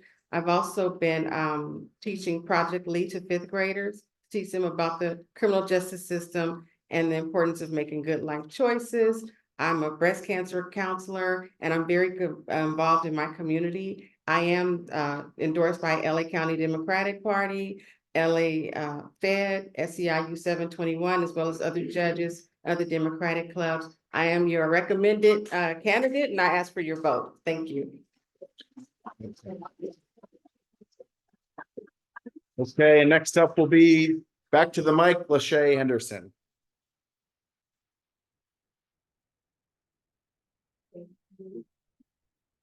As I mentioned before, I am a part of the Defenders of Justice.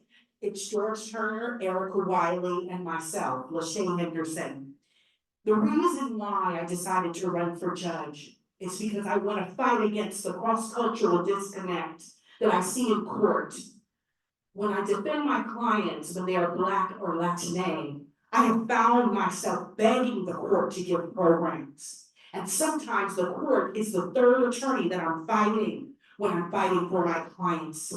I was raised in South Central Los Angeles by a mother and father who were passionate about justice. And they taught me discipline. They taught me perseverance and how to press through discrimination.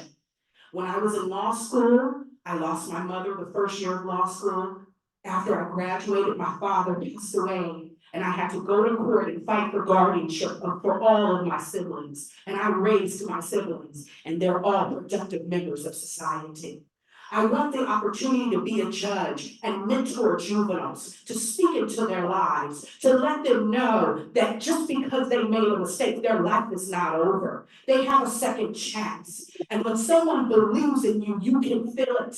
When you have a judge that is neutral, that cares about each party, you will feel it when you walk into that courtroom. I am tired of going into courtrooms and having the judges leaning a certain way or having a certain agenda. I want to be a judge that is neutral, that knows the law, that knows evidence, and will treat everyone with equality. Thank you. My name is Lachey Henderson, and I'm running for a judge, seat 97.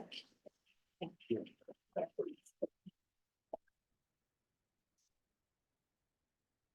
Okay, and next up is Sam Abershed. Is Sam here? Okay.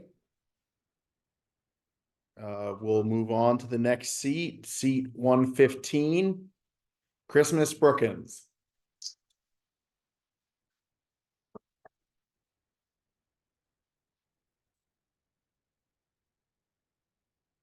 Thank you very much, Santa Monica Club, for having me.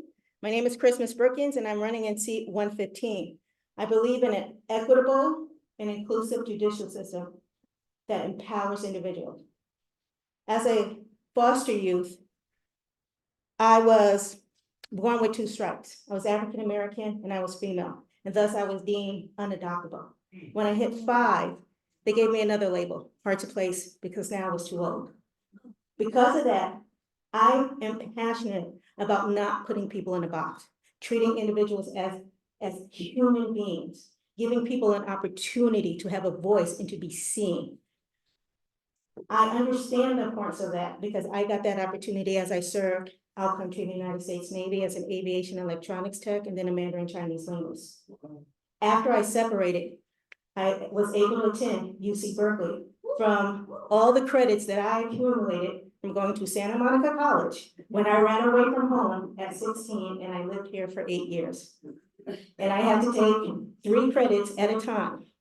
But with that combined with my Navy experience, I was able to go to UC Berkeley, go to Pepperdine School of Law, and at 36, I joined the District Attorney's Office, proving that it's never too late to start anew. I've been a DA since 2005, and since then, I worked in the Victim Impact Program and human trafficking, dealing with vulnerable victims. But the job that I hold now is the most important one to me as a calendar DA. I've been endorsed by the LACDP, Stonewall Democratic Club, SEIU 721, and LA Federation. Thank you.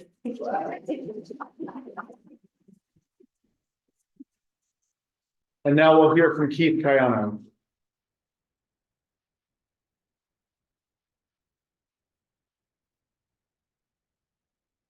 Thank you, John. Good evening, Santa Monica. I'm Keith Coyano, and the reason why I'm running for judge is because the courtroom was the very first place where I ever felt that I had a voice. You see, I grew up in a Hava household. I'm half Filipino and half Japanese. Both sides of my heritage always treated me as less than equal. A couple of years after I realized that, I was diagnosed with a severe bleeding disorder that subjected me to risk of bleeding to death and severe bruising at just the slightest touch. I was further segregated from my peers, and I really felt like I had no choice in that matter. Once that condition went into remission, I was diagnosed with severe scoliosis, which forced me to be in a back brace from the age of 14 to 21. It also gave me an awkward limp that really solidified the fact that people treated me based on my appearance as opposed to my merits and what I had to contribute. Imagine my surprise when at 22 years old, I was impaneled on a very serious case. And after a month's worth of evidence, 11 other jurors looked back at me and asked, Keith, what do you think? That was the very first time that I thought that I actually had something to contribute. And that was my stepping stone into my legal career. I went to law school and I began my career as a criminal defense attorney. The last case that I defended was a homicide in which I felt my client was being severely railroaded. My work effectuated a just outcome, but I never forgot that as a prosecutor. Please consider me as the most well-rounded candidate for seat 115. Thank you. Okay, moving on to seat number 124. First up is Emily Spear. Emily here. Okay. Let's go to Kimberly Rebecca.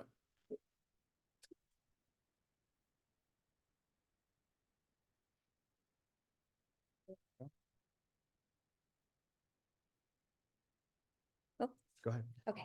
I'm Kim Rebecca. I'm running for seat 124, and I was prompted to run by the misconduct of the incumbent who was not showing up to work and then lying about it to cover it up.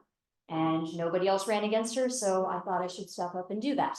But I also think that I have a better background in terms of my career, in terms of my volunteer and service. I've been a public defender for over 5.5 years. And prior to that, I worked in dependency court in the foster care system. I represented children, and then I represented parents. So I've represented victims. I've also volunteered in a number of different areas. A New Way of Life is very close to my heart. I've been volunteering with them since 2010. I've also volunteered at the Legal Aid Foundation clinic that is in the Santa Monica courthouse, helping people with their family law issues and domestic violence restraining orders. I volunteered on licensing issues, employment issues, kind of just all over, because I wanted to be the best public servant that I could. I wanted to take in all that knowledge and help. And what I found is that I'm always begging someone on the other side to do the right thing. I figured out what it is, but I need to get them to do the right thing. So I'm hoping that you will give me the opportunity through your endorsement and through your vote to just step up there and do the right thing instead of begging another judge or prosecutor to do it. Thank you.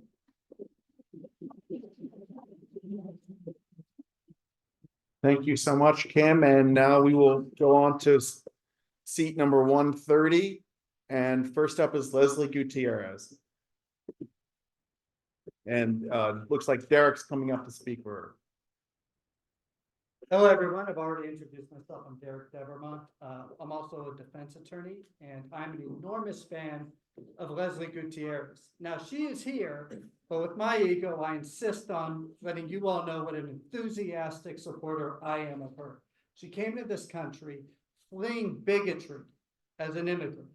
From there, she came with nothing. She worked her way through school, worked her way through law school, and became a lawyer, became a DA. Now, she is a DA in Pomona, and as Mr. Corey, I'm sure knows, Pomona, many will tell you, the court, and I hate to say this, but is where hope goes to die. Yes, it does. But there is a shining light in Pomona, and it is Leslie Gutierrez.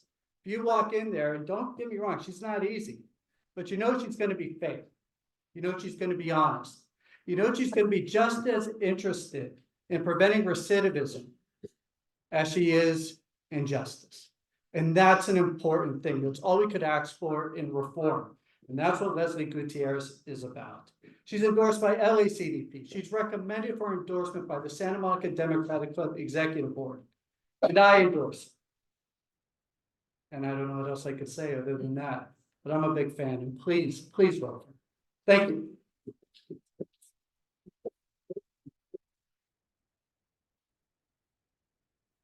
Thank you, Derek. And the next candidate from this race is Christopher Darden.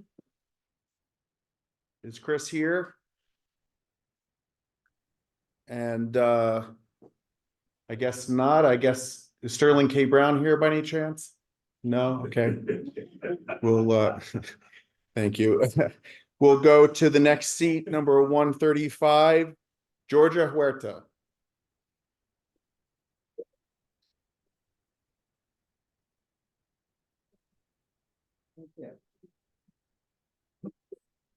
Hello, Santa Monica Dems. My name is Georgia Huerta, and I am running in seat 135. I come before you as an experienced prosecutor with relevant information and relevant experience for over the last 30 years. But I want to tell you why I came into the legal field. I lived in South Central Los Angeles, and you get introduced to the criminal justice system in a different way there. And I saw the injustices there, not only with the community not being treated fairly because we were people of color living in a minority neighborhood, but I also witnessed neighbors committing crimes against neighbors, and it just wasn't right. So I decided to do something about it. I decided to become a lawyer because I believe that our communities can be safe. I believe that decent people live in our community, and we need to do something to keep our community safe. And that's why I became a deputy district attorney. As a deputy district attorney, every decision I made thinking, how is this going to make our community safer? You know, I have experienced family members suffering from drug abuse, so I know how that feels. I've experienced family members who have been evicted out of their apartments. I know how that feels. I know how it feels for people to be incarcerated. And that gives me a special perspective as a judge, meaning that many of the people that will come into my courtroom may have experienced the same thing. With the diversity I bring, I think I could be more sympathetic and have empathy. So please vote for me. Thank you. Thank you. And next is Stephen Yee Mack. Is Stephen here? Yes, I'm here by Zoom. On Zoom. Okay, Stephen, go ahead. Good evening. My name is Stephen Mack. I'm running for Judicial Office number 135. I'm running to serve my community and bring perspectives of a community that has faced challenges, obstacles, and burdens in building a new life in America. Organizations that have shared my values and have endorsed me are the SEIU, the Service Employee International Union, LA County Federation of Labor, and most recently, the Stonewall Democratic Club. I'm so very proud to have these endorsements because they are the strength of our community, and it is their ideas that will lead the way in progress for our country and our city and our towns and our families. My parents are refugees of war. They made their first home in South Central LA. That's where I was born. They worked as waiters and a garment factory worker to make a better life for me.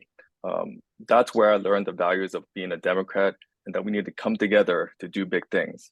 I attended Berkeley on an ROTC scholarship. I became an Army officer. I'm a lieutenant colonel now in the Army Reserve. I have 20 years of experience serving my country. I've worked as a deputy DA for 10 years and I prosecute gang murders here in LA. But the important perspective I bring is one of my proudest assignments is being a defense attorney. I defended soldiers who were coming back from Iraq and Afghanistan who made deep sacrifices for their country, and they were facing addiction and mental health issues. And that is the perspective I bring. I am not a career prosecutor. I'm an attorney and a community member who knows our cities and challenges in our country. And based on this experience, the LA County Bar Association has rated me well qualified. Thank you. Thank you, Stephen. And now we'll go to seat 137, the final race of the judicial candidates. And first up, we have Tracy Blount.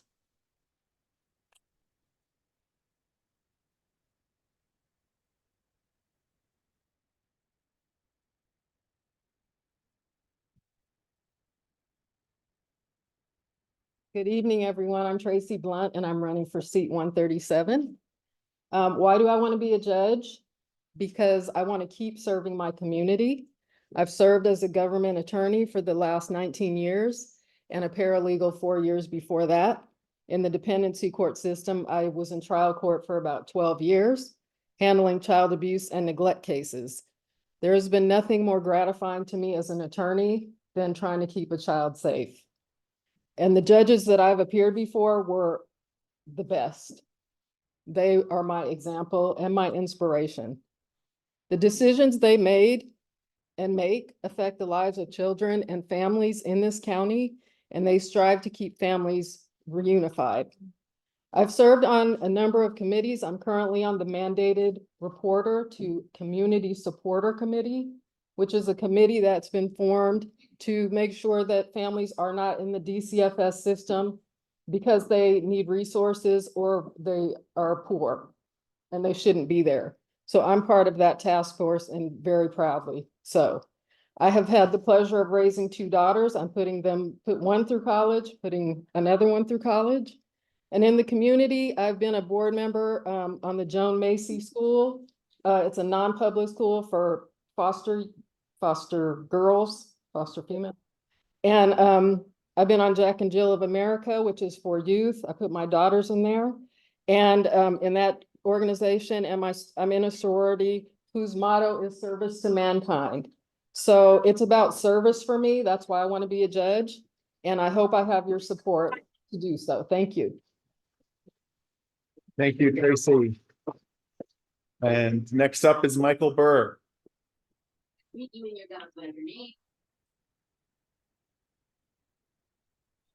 My name is Michael Berg, and I think it's important to say I do not seek law enforcement endorsements, and I live in California. I don't live in Texas. I'm running for judge because I have some important issues. One of my important issues is mental health diversion. I have a very personal case of mine where one of my clients called 911 and said he wanted to kill himself. LAPD shows up, he's standing in the middle of the street with a large knife. Instead of waiting for a mental health team, they decide to take him down. It doesn't go well. He chases the officer with the knife. They eventually tase him, and I meet him in court for the first time. He's an utter mess. I get him out of jail into a lockdown mental health facility and substance abuse program. The judge was brave enough over the district attorney's objection to give me mental health diversion, and the case was dismissed 2 years ago. Today, when that case was dismissed, he is a productive member of society. He is sober, and he had his mental health under control. I still talk to him. He's a very good guy. Also, I think we have to hold police accountable. Police officers need probable cause to stop you. And all the time, as a defense attorney, I file motions to exclude evidence based on illegal stops. And judges routinely, not just me, all defense attorneys, deny these motions. I had a judge deny the motion and say, not even close, counsel, even though there was no oppositional argument from the prosecutor. Holding officers accountable. By denying these motions, the officers know that this is the correct procedure and what they need to do. And it's a downward spiral. I am endorsed by Bob Hertzberg and Laura Friedman. Thank you.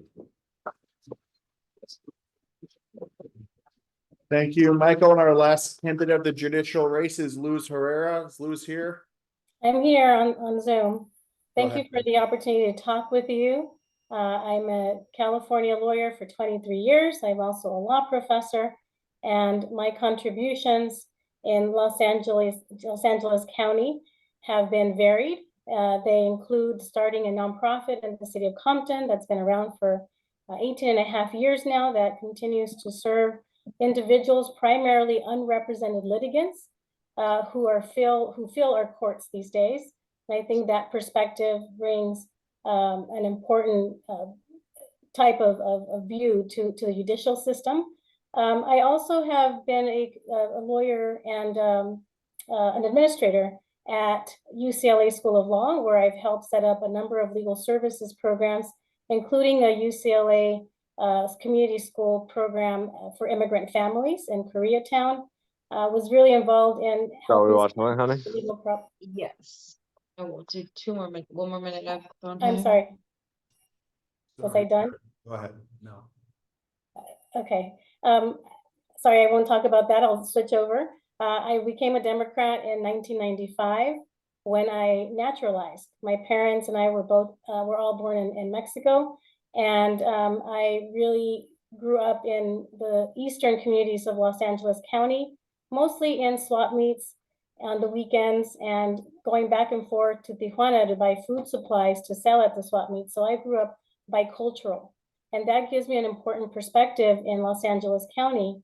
I believe I'm one of a few candidates, maybe the only Latina in the entire judicial race during this election. So I agree that diversity matters, and I think both my diversity in experiences and work experiences, but also the diversity of clients that I've represented are an asset to the bench. So I look forward to your endorsement. Thank you. Thank you so much. So that was all of the judicial candidates. Let's give them all a round of applause.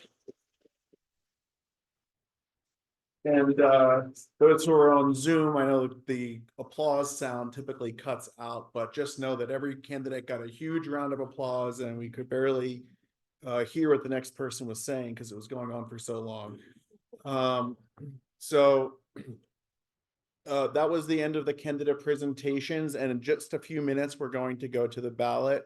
So Dan and Derek, if you could make sure that the ballots are ready to go in a few minutes. We still have about 10 minutes before the ballots go out. So just to review though, the recommendations for judicial candidates are George Turner, Erica Wiley, Sharon Ransom, Kimberly Rebecca, Leslie Gutierrez, Georgia Huerta, and for seats 115 and 137, there was no consensus among the board. Okay, so, and those will be reminded to you when you open up your ballots. So now the next thing that happens is something that's been a tradition of this club for a long time and even predates my involvement, which is a closed door discussion of the judicial candidates. And the reason we do that is there may be some attorneys or other folks who have experience with these people and wanted to share their 2 cents, but you know, it could be a detriment to their professional career to share certain pieces of information, and then they find themselves facing that judge, you know, in the future. So what we're going to do is we're going to ask all the candidates and any official representatives of those campaigns to please leave the room. And also, if you're on Zoom, this is of course by the honor system, but we're asking you to please, if you're a candidate or representative of a campaign, if you can, I don't think you can go out to the waiting room yourself. So if you can raise your hand, if you fall into those categories, we're going to put you in the waiting room and then we'll bring you back out. And if you're watching this on YouTube, the video is going to cut and come back, and that you'll know that in between we had this sort of off the record conversation. So I'm gonna move those folks to the waiting room. Okay, and so Patricia and Natalia, don't let Luz and Stephen back in until we're done that part. And now I'm going to pause the recording. See you on the other side. Okay, we're back. We had a lively discussion. We'll leave out the details for the benefit of those who don't need it to be repeated what was said.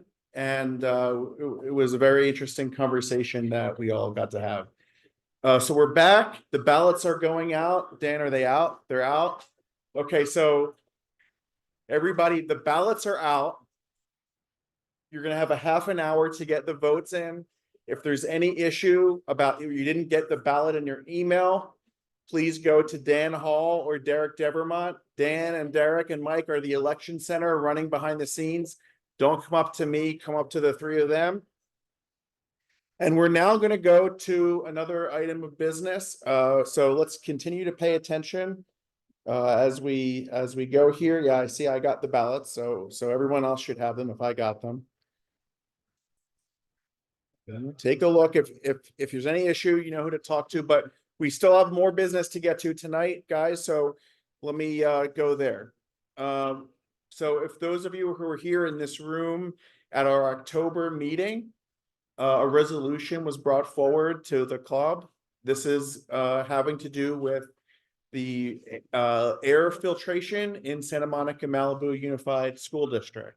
And it was brought to us by club member Dion Ozaki. And before we go any forward, I want to thank Dion for bringing this to our attention. I speak for myself, but I've certainly learned quite a lot about air filtration and MERV 13 filters, more than I ever thought I ever would through this process. We heard we at that meeting, there was some discussion about wanting to certain representatives from the school district asked us to please give us a little bit of time so they can work on this issue. And I'm personally pleased to say that in the time since then, this. Yep. Okay. Yeah. Quick clarification. You should have 2 emails that are at the ballot. If you live in AD 51, you'll get 2 ballots. If you live in LA County outside of Rick Spur's district, you only have gotten 1 ballot. Oh, okay. So the great news I was going to. Yeah, do both of them. Okay. So It's gonna be open until, do we do 9:40? Okay, 9:40. Okay, so the good news, we're trying to hear the good news. The district did apply for Cal Shape and they were awarded a grant of $1.61 million to work on upgrading the filters to MERV 13. So that is a great development that came already from this process. So, okay, that being said, some representatives from the school district wanted to share their thoughts. We'll go to hear from them right now, and then after that, we'll discuss the resolution itself. So, is Carrie, are you here? Oh, he's getting our he's right behind me. presentation set up. Okay, great. Give us 1 moment. Sure thing. And I'm glad to see we've been joined by several members of the school board. So thank you all for being here, as well as our superintendent, Dr. Shelton. So thank you all for coming tonight. Can we get an email for someone to help us if we didn't receive our ballot? Yeah, sure. Let's Dan, can I give them your email? People who are on Zoom. Yeah. Okay, so I'm gonna put that in the chat while we wait.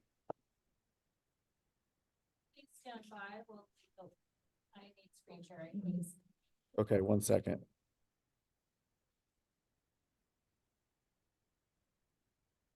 Okay. Okay, I just put Dan Hall's email address in the chat. If anyone has an issue, you can email him. If anyone asks about it again in 5 minutes, can someone please repost it in the chat? Because we're not watching that very closely. Okay. And yes, Natalia needs screen share.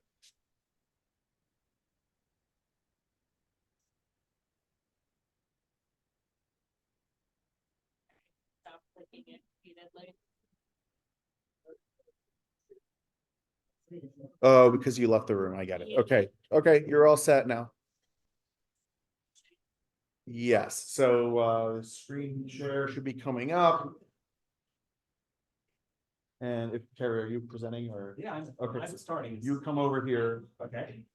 That'll be behind you. I can, Because it's already out. Here we go. Okay. Yeah.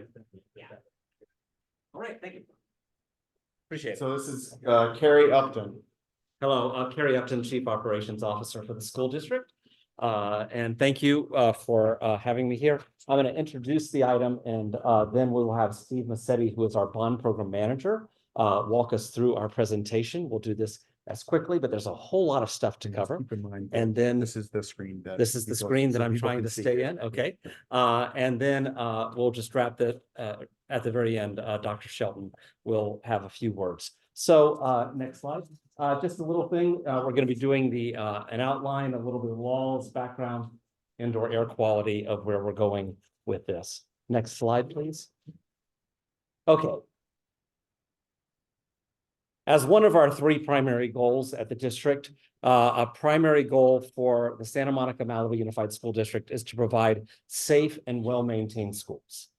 And we appreciate and know that improving indoor air quality and learning spaces is a vital step towards those safe and well-maintained schools.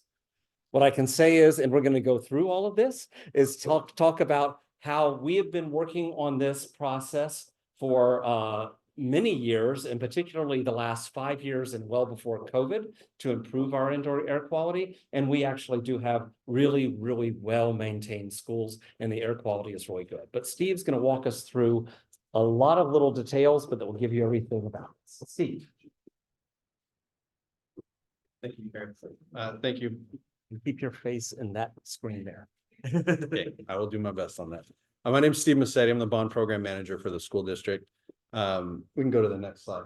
I'm going to do a real quick walkthrough on what we've been doing in the district to focus on air quality and talk a little bit about what air quality means. The EPA on their page about school indoor air quality talks about air quality management as a control of indoor pollutants, introduction of outdoor air, which is bringing fresh air into our classrooms, of course, and then maintenance of acceptable temperature and relative humidity. Now, during COVID, the focus of indoor air quality obviously shifted for all of us, because all of a sudden it wasn't about, are we getting enough fresh air? Are we worried about the temperature anymore? It was about COVID. We can go to the next slide. So that brings up the state assembly passed Bill 2232, which requires school districts to install new equipment that uses MERV 13 filtration. And it also requires school districts, if they determine it to be feasible without impacting or significantly reducing the lifespan of the equipment, to upgrade the equipment to MERV 13s. Now, we temporarily, in fact, we could go to the next slide for this one. We temporarily did implement the use of MERV 13s throughout the COVID pandemic. But that was done as a temporary measure, and there were some pretty significant impacts of that. Prior to 2016, the district had virtually no air conditioning. I think it was 5% of the classrooms were air conditioned within the district. In 2016, we did a heat study, and we found that I think it was something like 15% of the days, our temperatures in our classrooms were exceeding 80 degrees. At around 80 degrees, it's a time when kids are not able to pay attention. They lose focus. They can't stay on task. So the district directed our department to go forward with a study that would determine where we would need to implement air conditioning. And since then, we've done that. We've currently got 95% of our classrooms with air conditioning. There's really two primary spaces that aren't. One of them is Building K at Malibu High School, which is going to be replaced. We're building a new high school building. We're going to tear that one down. The other is the 500s building at Lincoln, which we're currently designing the modernization of that, and we will be installing air conditioning there. So, and then there's a few gymnasiums and kitchens that don't have air conditioning. But once we've done the Malibu High School project and Lincoln Middle School, we'll be able to have all of our classrooms air conditioned. It's a good thing. Okay, let's go to the next one. Okay. I just did all this. Next one? Yeah, well, almost. So I didn't do all this. I'm confused. Okay, so the code requires us to put MERV 13 in our new buildings. All the projects we're designing now will have MERV 13 filtration. We had a number of projects that were designed and or built prior to AB 2232, and most of those did not have MERV 13s. However, the projects that are currently under construction, which were designed under the old code, could have been less than MERV 13. But what we've done is we've decided that for Malibu High School, the building I just mentioned, the exploration building at Samo High, and the gym at Samo High, along with the new buildings that are currently under, Rogers is currently under construction, McKinley's going to start. Those are all going to have MERV 13, and going forward, all of our projects will have MERV 13. So the district is definitely doing those things. The issue that has been brought forward is about whether we can retrofit our equipment to use MERV 13, or really just put MERV 13s in those pieces of equipment. We go to the next one. So we've got one of our mechanical engineers who has worked with the district for several years online, Jonathan Lundstrom. And Jonathan, if you could unmute yourself and then talk to us for maybe 2 minutes about the air quality topics on the screen, that would be great. Oh, sure. Thanks, Steve. Jonathan Lundstrom. I'm a mechanical engineer registered in the state of California to do work in the public domain. So the slide that's up there is the three concepts that we're looking at are airflow, air exchange, and air filtration. All three of these are important in maintaining the room conditions that Steve and Carrie have talked about. Airflow comes about through the air conditioning units in the room. Air exchange is a measure of how many times the air in the room is turned over. So for example, if I have a 1,000 square foot room with a 10-foot ceiling, if my math is still good, it's a 10,000 cubic foot space. So if I have 2,000 CFM of flowing through that room, I get a 5 air changes per hour kind of a change. And so that's just how we measure the value of what we're doing, or one of the measures of what we're doing in terms of air exchange. Obviously, temperature is important too, and air exchange and airflow both are dictated by the needs of the room for temperature. Filtration is something that we've been doing for a long time in this industry.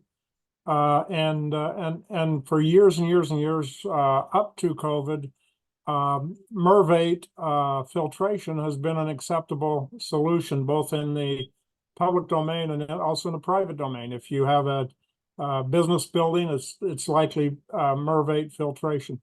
COVID made us aware of a need to improve that filtration. And as Carrie and Steve will talk about, we made that effort through the COVID year and a half years to introduce a higher filtration level. Filtration is a unique animal in that no filter is 100% perfect.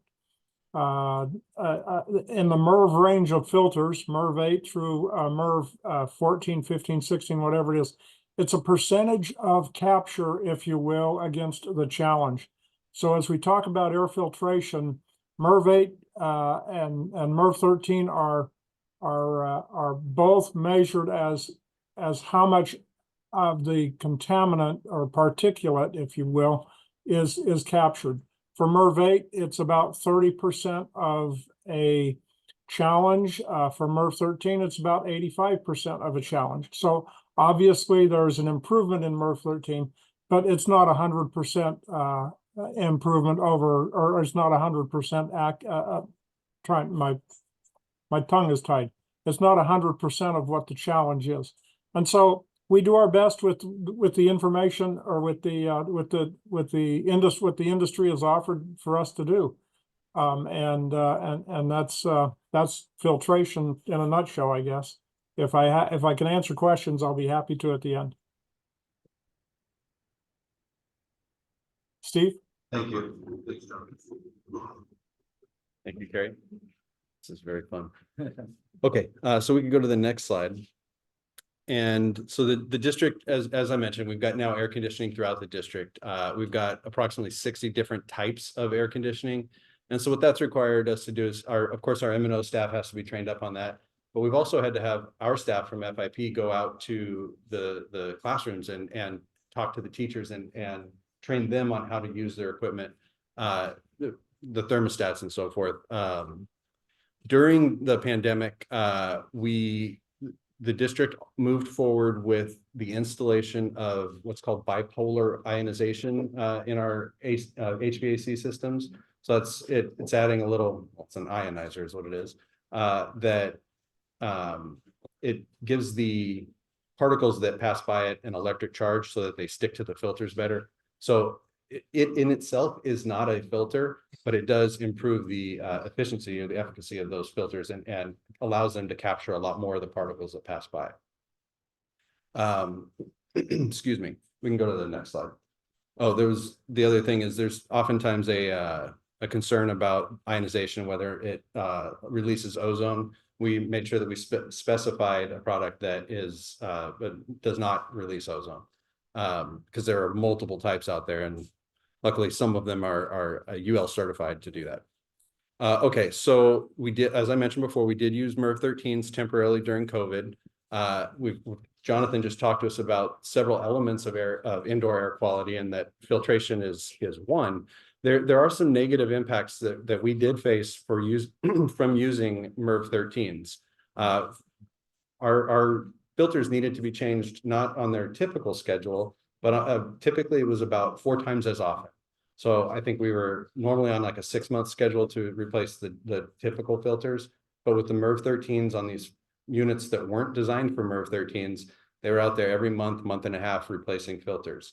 The cost of the filters, of course, there is a cost, but this was really a labor problem. So we had to take 2 technicians, and their full-time job was to go around and replace filters. We don't have the staff to do that. We obviously had to do that during COVID, but that isn't something the district can really do.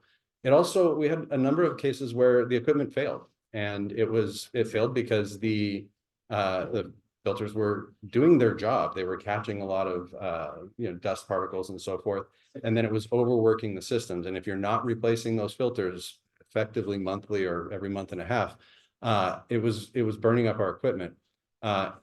The downside to that is that when that happens, those rooms don't have any filtration. They don't have any air movement at all from the HVAC system. So it's a detriment. The idea is, and this is the purpose for that clause in 2232, is if you can replace the equipment without affecting its lifespan or performance, then you should replace the filters. I said equipment, but I meant replace the filters. We had the experience of those filters actually impacting the performance. And that was one of the reasons that the district has made the determination that it's not feasible. We can go to the next slide.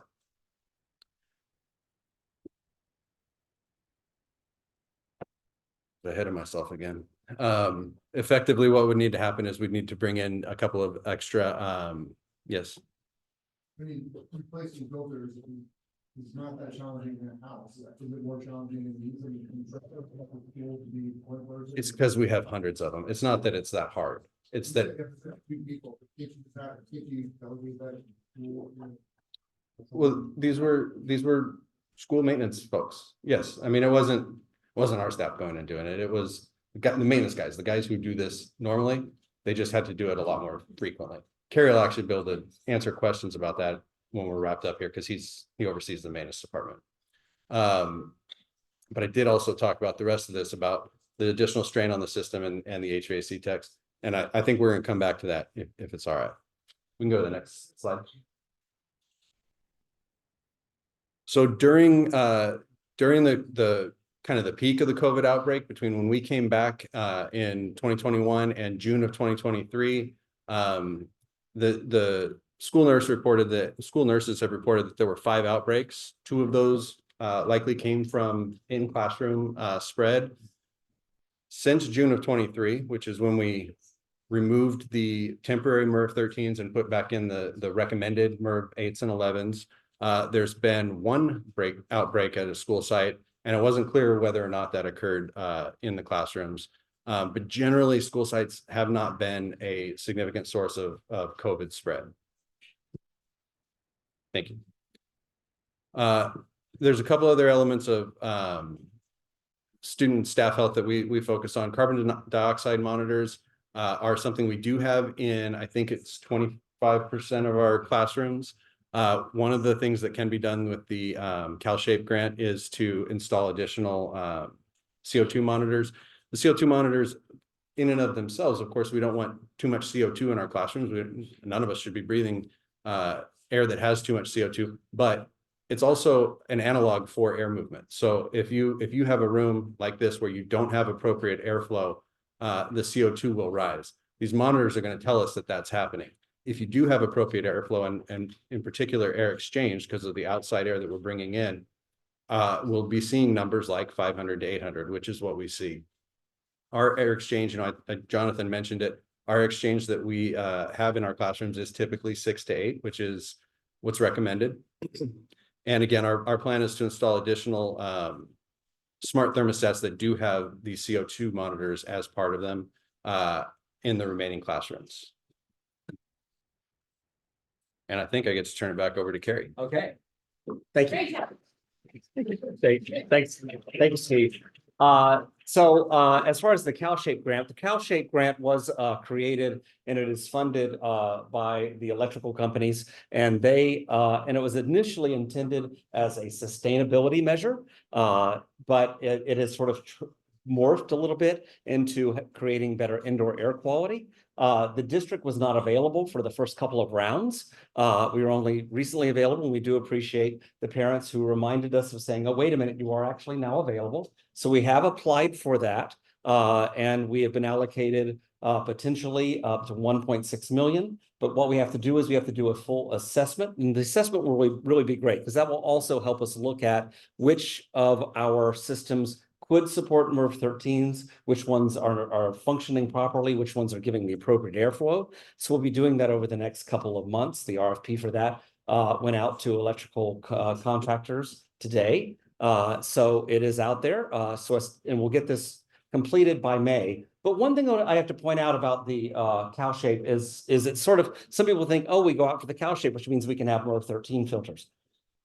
The cow shape only funds putting MERV 13 filters into each unit one time, which means that once we put it in the first time, 2 months later, we're going to have to pay for going in, putting it in again, and the next 2 months, and the next 2 months. So then it completely comes on the district. What it does, there is a potential of 20% of that money to be spent to upgrade or work on fixing and repairing systems, which might allow some systems to be upgraded to that. And we'll look at that. I do think one of the best things we could do, though, is create the CO2 monitors, because that's the one thing that's demonstrating clearly that we're getting appropriate airflow. Next slide, please. So just to wrap up, and then, and it turns the paper page, just sort of in conclusion, we have deeply improved our indoor air quality. We've also deeply improved our air conditioning and heating systems throughout the district. And we have worked to already optimize the air movement and the air exchange through all of our systems. So we are creating a safe environment for students. And there would be negative impacts to our equipment and to cost and others by moving up to MERV 13. And the new projects will have the MERV 13.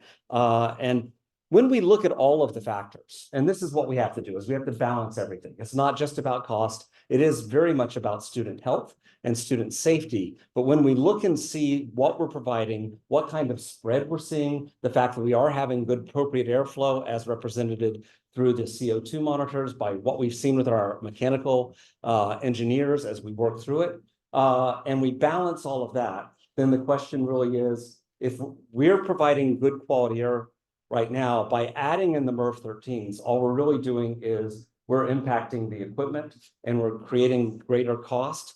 And just to remind you, and we don't want to make this all about cost, but you as taxpayers paid for this equipment. We spent $40 million upgrading our HVAC systems through the district, and we hope to get 20, 30 years of use out of that. And if we're shaving years off of that, that's taking off the money and the investment that you put into it. And we have to be good stewards with that. But to finish this up, Dr. Shelton. I just want to say thank you to Carrie and Steve for sharing. There's a lot of information here. I think as John shared, I can tell you, I've learned a great deal about filtration systems and its importance, not only at the elementary, middle, and high school, but understanding that I want to make sure you all know that health and safety of all of our students is key. That is a priority. As well as making sure that we're financially doing the right thing for our district. As Carrie has said, $40 million is a lot, and we thank you as a school community for supporting our schools the way you have. And we want to be good stewards of the monies that you have given to us. I want to repeat one of those things that was said previously. It is key that we are transparent, which I believe we are being transparent about what has occurred and what we have done. I'm thankful to our parents who have encouraged us and shared with us what we needed to do. We met with our PTA to make sure that they knew, because they questioned what was going on, which is what parents should be doing, which is what our community should be doing. And we are hoping that we are able to answer and continue to answer the questions that our community has before us. And I'll repeat this, the health and safety, that's one of our goals as we look at our LCAP, as we look at what we're doing as a school community, is to create healthy, safe schools for all of our students who enter. And I want to make sure that you all know that as a superintendent of Santa Monica Malibu Unified School District. Thank you. Thanks, John. Thank you so much, Dr. Shelton. Thank you to Carrie and Steve for being here, and Jonathan, I see on the screen as well. So the next part of this is we have the resolution here that we're going to discuss passing. And Natalia, do you want to share that? Please stand by.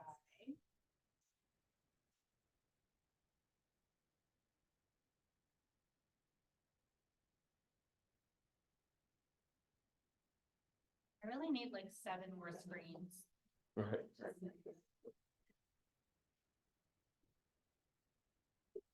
Sorry. And by the way, we emailed the resolution out to everybody on our email list, so you should. I know not everybody reads every link on every email, but you should have received that and had the opportunity to take a look at the changes since the version that you saw in October. And Here we go. it's shared. Okay. So there were some changes. If you could scroll down, Natalia, some of the main changes were with regard to adding a whereas where we indicated some of the things that the district has done, including the updated information that the district applied for CalShape and was approved of that, and what the next steps are there. But just to summarize, I want to go down to the therefore be it resolved clause so we can just quickly take a look at what we're actually asking. So right here is great. So the club is asking the district to, one, immediately initiate the third-party assessment of all HVAC units under the A&M grant, the grant they already received. Two, expeditiously complete all aspects of the grant, including the steps necessary to qualify and apply for the upgrade and repair grant, which is the second grant that CalShape has. Number three, to promptly pursue any and all funding under CalShape and other available grants that, where feasible, will lead to the reinstatement of MERV 13 or higher filtration, ensure ventilation rates in schools, achieve 6 to 12 air changes per hour, add portable air purifiers and other areas where students, teachers, and staff gather when needed, and install HVAC units designed for and capable of properly functioning with MERV 13 or higher filtration when any HVAC unit is replaced or newly installed.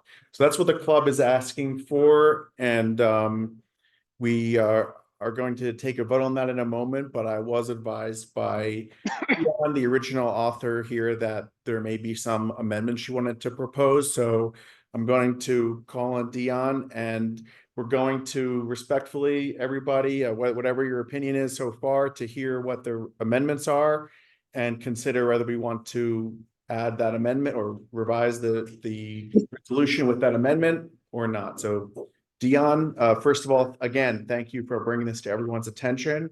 Glad to have you here, and why don't you share with us your thoughts? Okay. Good evening, everyone. I'm Dion Ozaki. I'm a parent in the district, and I authored the original resolution presented in the October membership meeting. I'd like to thank the Santa Monica Democratic Club and its leadership for the opportunity to bring awareness to the issue of clean indoor air in SMM USD schools. For all of you that's still confused about filtration, I'll make it really easy for you. MERV 13 or higher filtration is able to filter mold spores, virus carriers, bacteria, car fumes and smog, smoke from wildfires, microscopic allergens, and MERV 8 is not. MERV 13 or higher filtration is recommended by the California Department of Public Health, the EPA, the CDC, the Department of Education, ASHRAE, and many other organizations. I have concerns with some of the changes made to the resolution at the request of the district. Out of respect for everyone's time, I will not request amendments where I disagree with the district's narrative in the whereas clauses, including the elimination from the third whereas clause of the importance of clean indoor air for diversity, equity, and inclusion in our schools. Instead, I will focus on the amendments that I consider to be necessary to ensure high-quality indoor air for all students, teachers, and staff, and therefore would like to make a motion to make a few separate amendments and would love to have the support of the membership for each of these amendments. My first proposed amendment is in the first resolved clause. Item 3 currently states, 3, expeditiously complete all aspects of the A&M grant, including all steps necessary to qualify and apply for the upgrade and repair grant under CalShape. After the words A&M grant and before the comma, I would like to add the words in accordance with the requirements of CalShape. Next, I'd like to replace the word including with the words and take, and replace the words and apply with the words for and submit a complete and accurate application. Finally, before the final comma in item 3, add the words by May 31, 2024. So the proposed amendment is that item 3 will now state 3, expeditiously complete all aspects of the A&M grant in accordance with the requirement of CalShape, and take all steps necessary to qualify for and submit a complete and accurate application for the upgrade and repair grant under CalShape by May 31, 2024. The reason for my requested amendment is that the deadline for applying for an upgrade and repair grant under round 5 of funding under CalShape is May 31, 2024. After this provision was added to the resolution, I had a meeting with a representative from CalShape. In that meeting, I was advised that round 5 will be the final round of funding under CalShape unless the program is extended. And the representative stated that she has not been advised of any extension and does not expect it to occur. So we need to assume that May 31, 2024 is the final deadline to submit a complete and accurate application for the upgrade and repair grant under CalShape, which will provide our district with additional funding to upgrade, repair, and possibly replace faulty HVAC. Ironically, on the agenda for tomorrow's school board meeting is an emergency resolution that authorizes the district to engage a vendor to repair the perpetually malfunctioning HVAC in the Samo High Discovery Building without getting bids. The emergency resolution cites danger to students, faculty, and staff, and the cost of the repair is $65,000.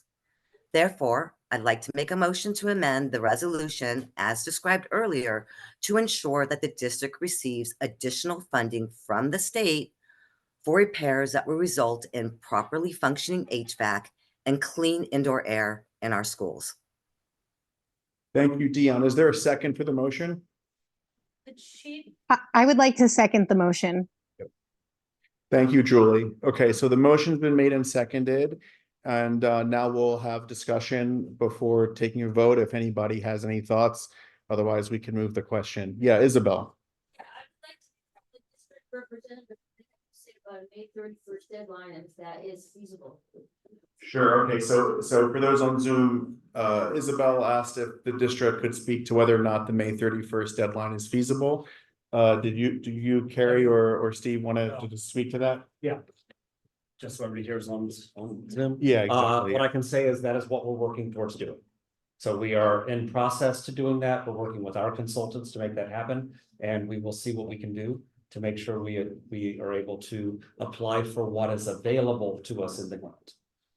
Okay, so with that said, would that mean that you guys would be amenable to Dion's revision? Yes. Okay, so Carrie said he's amenable to that. So let's see if anyone else on the Zoom or in person has any response. Otherwise, we'll vote on the amendment.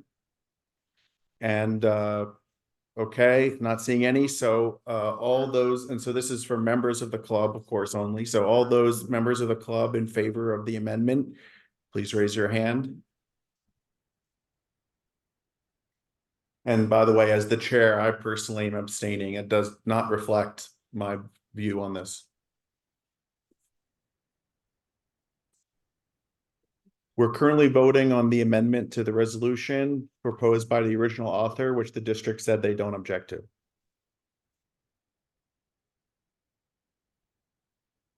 Okay, so I see 11 hands up and on Zoom. We have 1, 2, 3, 4, 5, 6, 7, 8, 9, 10. Okay, so we'll count that as and then there's a few more coming in. So 10. So we'll say 20 25 hands are up.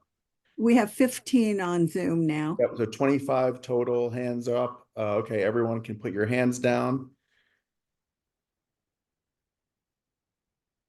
And anyone want to vote no?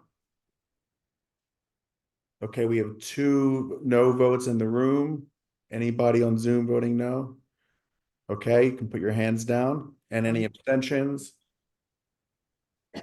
We have 3 abstentions in the room. Okay, so the motion passes. So now the new Natalia, don't worry, the new version will, oh, you got it. Okay, great. So don't worry, what we're voting on is the amended version, even though it's not technically on this, it's in progress on the screen right now. Okay, so now we'll vote on the underlying motion. Yeah, Dion.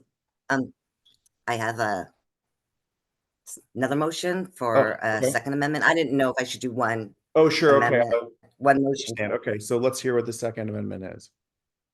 Different second Okay. than the one we usually talk about. Okay. Okay. My second proposed amendment is in the first resolve clause. Item 4 currently states 4, promptly pursue any and all funding under CalShape and other grant programs that, where feasible, will lead to the reinstatement of MERV 13 or higher filtration in all of its schools, ensure ventilation rates that will achieve 6 to 12, etc. After the words promptly, add the words take all actions, including without limitation. After the words grant programs, delete the words that where feasible will lead to, and add that will result in. Replace the comma with semicolons after the words schools, ACH, and needed. So the proposed amendment is that item 4 will now state 4, promptly take all actions, including without limitation, pursue any and all funding under CalShape and other grant programs, that will result in the reinstatement of MERV 13 or higher filtration in all of its schools, ensure ventilation rates in schools achieve 6 to 12 ACH, add portable air purifiers to classrooms and other areas where students, teachers, and staff gather when needed, and install HVAC units designed for and capable of properly functioning with MERV 13 or higher filtration when any HVAC unit is replaced or newly installed. The reason for my requested amendments is that the district is tying its commitment to clean air in our schools to pursuing grants which will not result in upgraded filtration or high quality indoor air.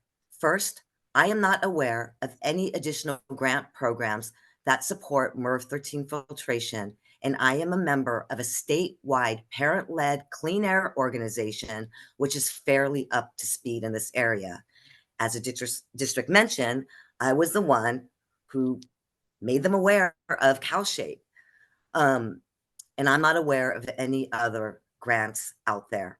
Second, we cannot assume that this is merely about finding funding. SMMUSD is a basic aid district, which puts us in the top 10% of California districts in terms of state funding. On top of that, SMMUSD receives an additional approximately $40 million annually from the city of Santa Monica from parcel and use taxes and the joint use agreements. This is not about whether the district has the money. This is about whether the district will prioritize the health, well-being, and performance of our students, teachers, and staff. Third, I have serious concerns over the district's failure and unwillingness to apply for funding under CalShape. I have documentation that shows that the district was notified about CalShape since as early as 2021. Among the many such emails notifying the district of CalShape was a June 2022 email from CalShape to the district notifying us of our eligibility. I don't know how the other members feel about this, but it doesn't give me confidence that the district will either know about or pursue other grants. And I am not comfortable tying the health and well-being of our students, teachers, and staff to the district pursuing or failing to pursue grants. Therefore, I'd like to make a motion to amend the resolution as I described earlier to ensure that the district prioritizes the health, well-being, and success of our students, teachers, and staff by taking action to reinstate our MERV 13 or higher filtration and otherwise ensuring clean indoor air in our schools. Okay, thanks, Dion. So is there a second for this motion? I second the motion. Okay, thanks, Julie. So now I'll defer again if the district wants to respond or if anyone else wants to respond. The district is not in support of this motion. Okay, so Carrie, let us know the district does not support this motion. Isabel? I think Isabel, if you could come on the mic just for the benefit of those on Zoom. In particular, I want to know how the district feels about taking out the words where feasible, because as I understand, it's not possible to put MERV 13s everywhere as much as you would like to because of some of the older equipment. So I'm concerned about taking out those two words and like to know the response to that. Okay, I tried very carefully to try to track exactly what the changes in the language was. What we can see as we're tracking it and trying to look at it is this is in many ways doing exactly what we can't do, which is forcing the district to go immediately to putting back in MERV 13 filtration, which will not be supported by our equipment, which will cause the equipment to break and actually cause worse air quality in the rooms. We will pursue grants where we can. And as we have, the district does and goes after every grant we have. I will say that we get information about things like grants constantly. And all sorts of other opportunities and offers and things. My daily email for that is about 150 promotions of people who are trying to say, hey, go with this, go with that. We did look into the CalShape grants. We talked to our consultants at the very beginning. We were told we are not eligible for the first couple of rounds. And yeah, I possibly could have checked back with my consultant a few months earlier, for when we became eligible. But at the same time, we are looking at this and while we're working to make this happen. But I do feel like this amendment does push the district to do something that is not the best for students. Okay, thank you. I see Patricia Hoffman's hand is up. I also, before we call on her, want to thank Patricia because she was invaluable in this process of consulting with representatives from CalShape and from the district and from Dion. So Patricia, go ahead. Let me. Yeah, I thought you might want to call on someone in sport before you called on me. I oppose these changes. I think that the language that we reached during our discussions covered the issues that are being raised now. I think that the district may be able to go further and should go further if they can, but I think that as a directive from our club to say, look, we see what you've been doing. We see that you're moving forward. I don't want to imply in any way that the district doesn't care about the kids or that the kids' health and well-being isn't the most important thing in front of them, because I do trust the district to do that. So I'm opposing this particular set of amendments. Thank you. Yes, well, anybody who want to speak in favor of it before we go to Erica? Yeah, sure, Kat.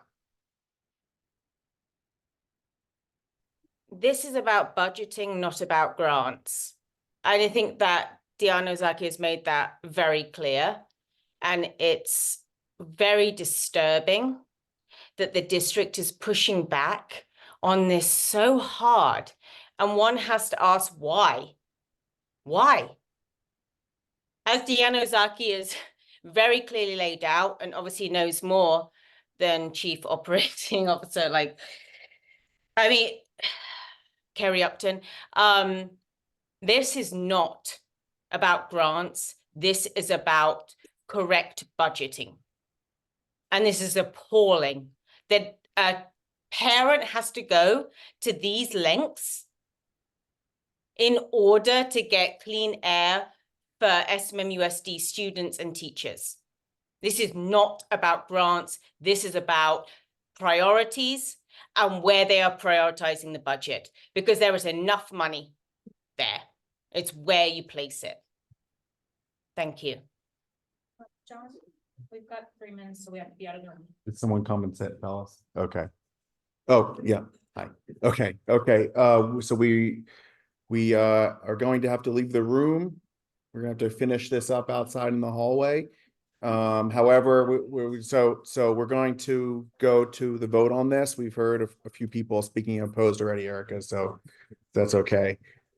So are you in favor of this amendment? Okay, so someone else want to speak in favor? Anne? Yes, you're calling on me. We had 2 speak against. We had 2 speak. 4, so I can speak, John, sorry. Okay, sorry, Anne, apologize, but we had 2 speak in favor. We're gonna have 2 speak against. We had Patricia. I just had a question. Is it possible to ask a question or no? We're going to hear from Erica, and then we'll have the question, and then we'll move the question at that point. Thanks. Come on, Erica, come on up.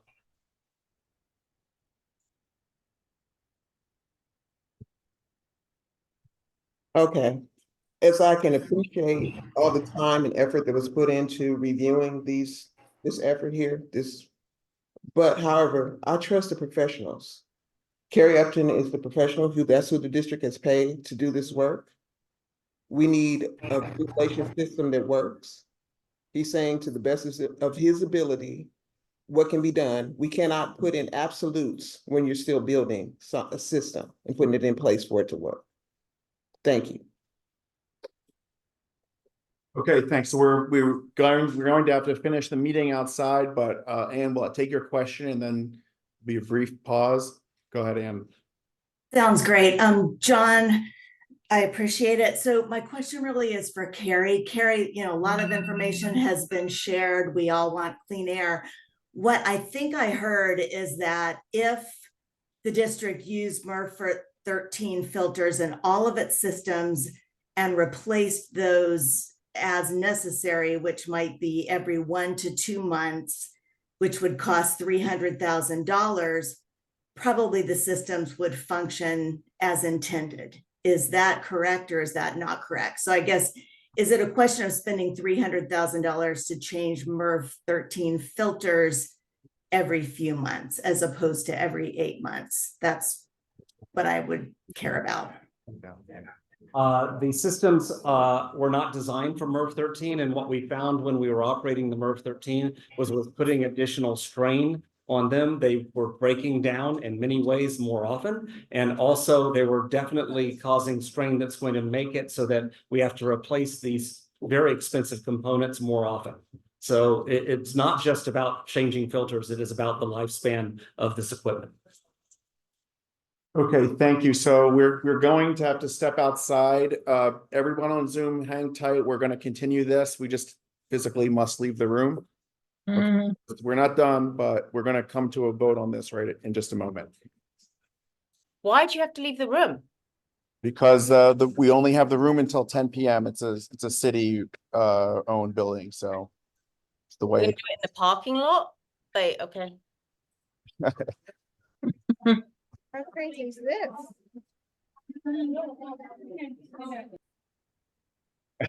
Okay, everybody, so I'm sitting outside of the room and we're continuing the meeting.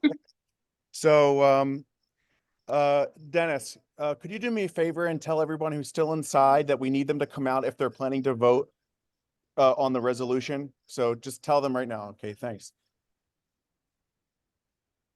Okay, so for those This is not democratic. This is not a democratic process. well, what's not democratic about it? Because you're going outside. We We have don't no have choice. We got anyone we have been visibility. kicked out of the room, and we're telling everybody to come outside to continue. The facility manager is here and is telling us we had to leave the room.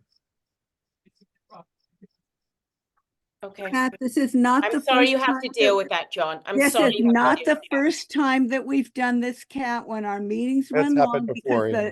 the discussion runs long. We have had to finish our meetings in the parking lot.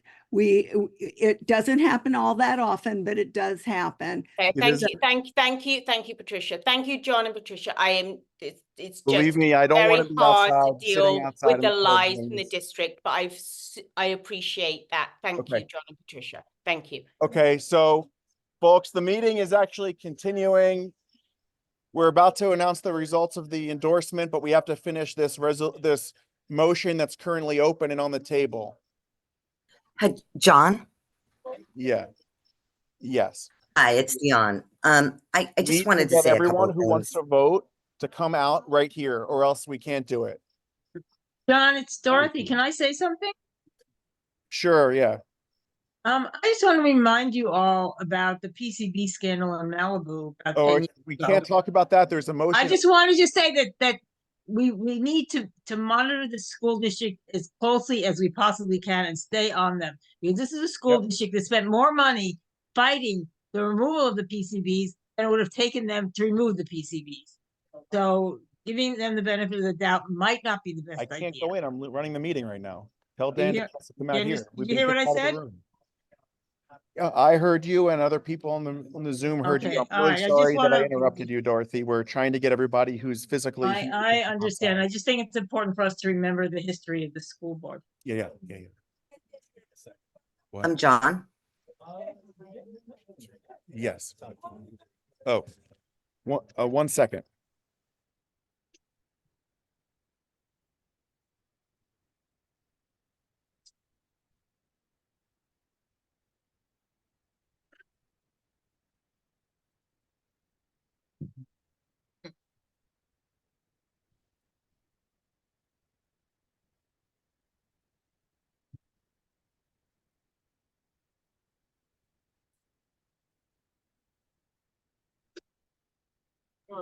Okay, so everybody who's physically here, if you're a member, we need you to come be part of this vote so we can move on and then announce the endorsement results.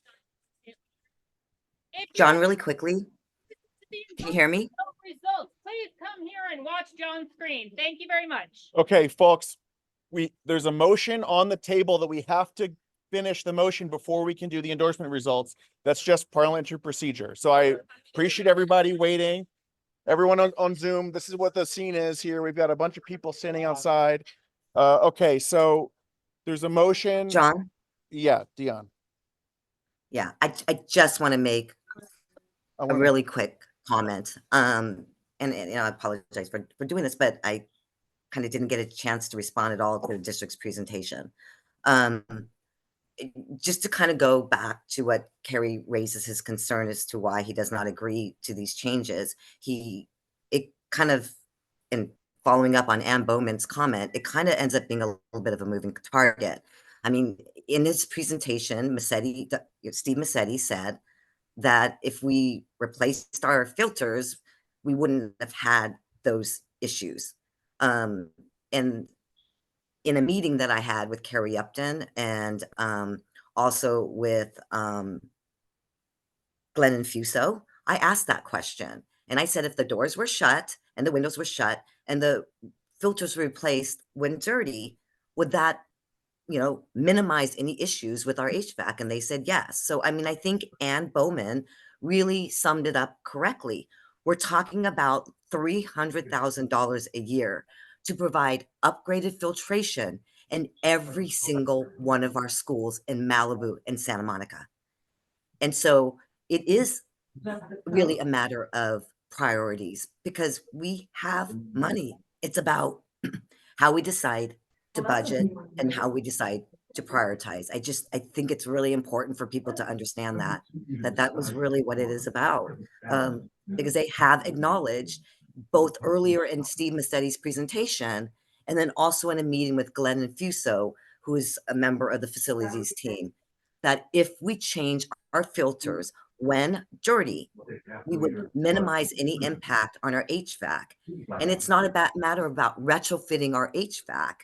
We used MERV 13 filters for 2 years. And Okay. all we needed to really do Hold was on. shut the windows and the doors Hang on. and So, replace the filters. Dion, we're gonna let Carrie respond and then. Yes, I am very clear that if we close our doors, which we've asked the teachers to do, and if we change the filters more often, it'll minimize the impact to the equipment. It will not eliminate the impact to the equipment. It will minimize it. I clearly stand by what I said, but it will not eliminate. And that's the thing that I don't think is really being, and yes, it is a budget question. I mean, I can say it's a budget question. And the question is, do we want to spend when we believe and we've demonstrated and we can show providing good air quality, do we want to do actions that will cost more money, $300,000? Okay, how many teachers do we want to lay off to pay for that? Do we want to spend money on this as opposed to spending money on maintaining our roofs and other things because it's maintenance money that has to be spent? Or it's money that then comes out of the general fund. So yes, in some ways it is a budget question. And the decision so far has been this is an appropriate, balanced solution to what our condition is. Motion to call the question. Okay, so the question's been called, so we're now, Kat and Dion, please put your hands down so we can have the vote. And we're going to have a vote now on the second amendment that was proposed by Dion. All in favor, please raise your hand. Okay, we have 4 hands that are up in the Zoom. And Wait a minute, John, I can't get my hand up. oh, yep. If you give people your a hand chance is on up, so Zoom we'll just to raise their hand, please. Okay, Sorry. we have 7 hands up on Zoom and we have 0 in person. And so now let's put the hands down. John, there were a couple of other people who were physically raising their lifting hands. their hand rather than using there were Okay, about so 10 people altogether. Okay, so we'll count that as 10. Now, all those who oppose the motion, please raise your hand. 1, 2, 3, 4, 5, 6, 7, 8, 9, 10, 11, 12, 13, 14, 15, 16. And we have 13. Yeah, I kind of, so 16 in person, 13. I'm seeing, if you're on Zoom and you're just physically raising your hand, Patricia will let me know that number. So you have 29 that I have so far. Are there any people physically raising their hand on Zoom? I don't see any. So we have 29 no, so everyone can lower their hand. And now we'll call the abstentions. 1 abstention. Okay, so the motion fails. Okay, so now we know that there's a 3rd amendment. Dion, we're going to go to that in just a moment, okay? But before we do, we're going to announce the results of the endorsement voting. And we're going to do that live because there is one race that's going to a second round that you'll all get an email about.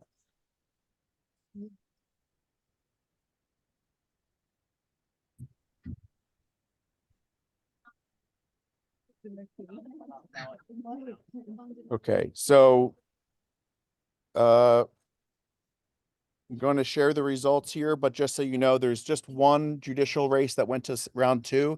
That ballot is in your inbox, so you can vote in that right now. But we're going to share the results of the other the other elections here. So measure one was endorsed. Yes, was endorsed 68%. For DA, George Gascon was endorsed with 65%. In judicial seat 39, George Turner was endorsed with 79%. Erica Wiley, seat 48, 73%. Seat 97, Sharon Ransom was endorsed with 60%. 115, no consensus, even though Christmas's name is highlighted, she got the highest, but the results here were Christmas got 42%, Keith Coyano got 26%, and no endorsement got 33%. And so by the rules of the way our bylaws are written, when there's nobody, in order to have a round two, we need to vote, we need to have somebody to remove from the ballot. And in this case, it has to be 20% or lower to remove somebody from the ballot. So in that race, there's no consensus, which is different from no endorsement. There's just simply no consensus of the membership, and perhaps it will come up again in the fall, perhaps not. In seat 124, Kimberly Rebecca was endorsed with 83%. And in seat 130, Leslie Gutierrez was endorsed 75%. And in seat 135, Georgia Huerta was endorsed 77%. And in seat 137, we have our runoff, which is the one that everyone got in the mail. So Tracy Blunt got 20%. Michael Berg got 14%, and Luz Herrera got 34%, and no endorsement got 32%. So your new ballot will have seat 137. Michael Berg, unfortunately, is removed from the ballot for this round, and your choices will be Tracy Blunt, Luz Herrera, or no endorsement. And that will be going until what time? 10:50. So, okay, 10:40. So we'll have that continue. And then in the meantime, our results for county committee. So we have in this race, do we have the number? Oh, we have 81 ballots submitted. So I'm here doing the math right now. Okay, 81 times 55% would be 45 votes needed to be endorsed. And you can see the names highlighted in green are all endorsed. And those are Danielle Wilson, Susan Shu, Isabel Story, Michael Soloff, Dina Igglesrud, Eric Matos, Eddie Mendoza. So congratulations to everybody who's been endorsed. And we'll continue on with our discussion here to show the DA results. Yeah, sure. So if I didn't click, I will show them, and also they will be in our emails tomorrow. I'm going to email all the results out to everybody tomorrow. If you RSVP to this meeting, you will get that email. So if I don't do it, that's why. I do want to also finish up this resolution and get everybody home. So with that being said, Dion, did you have a third amendment you wanted to propose? And anybody, I just say anybody here. So congratulations to the endorsed judges and county committee candidates. Anybody who's here who wants to be participating in this resolution, please come close because I want to make sure you all can hear. We're going to try to wrap up as soon as we can, obviously, with respect to everybody's time. So Dion, would you like to share your third amendment? Yes, sure. So my third and final proposed amendment is in the first resolve clause.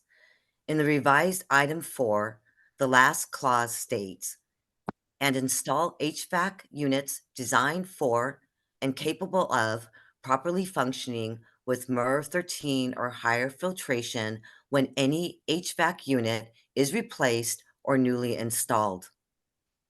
In the last clause, replace MERV 13 with MERV 14. The reason for my requested amendment is that ASHRAE is already recommending MERV 14 or higher filtration, and it is clear that the state is implementing laws that require upgraded filtration in our public schools and other buildings.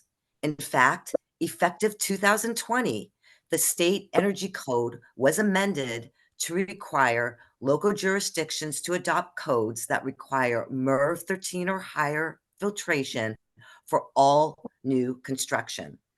So currently, all new construction in LA County requires MERV 13 or higher filtration.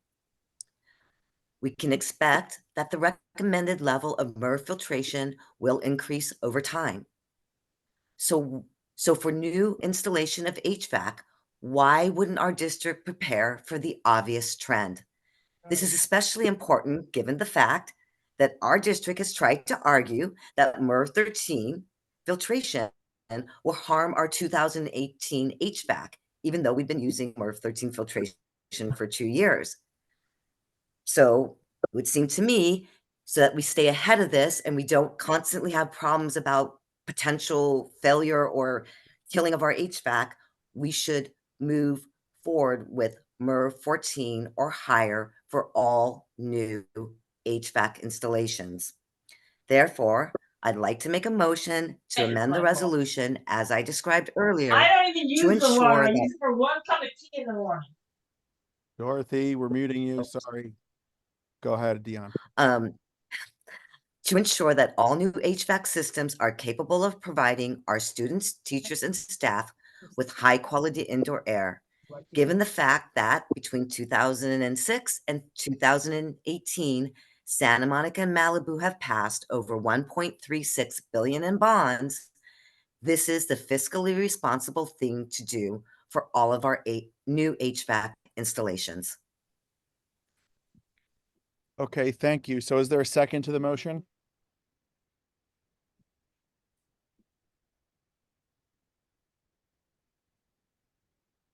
I'll second it.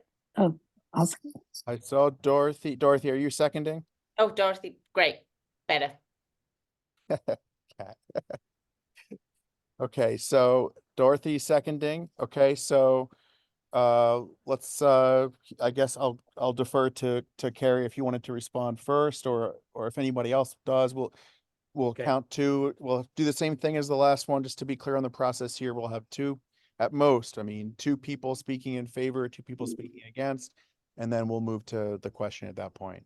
So Carrie, if you want Just to go. to say, the district does not support this motion. The district is following all laws and current guidelines, and will continue to. And with all of the things we do, we will follow the building code to provide the best air quality for our students. Okay, thanks. And Isabel, you're speaking in favor or I have a opposed? question.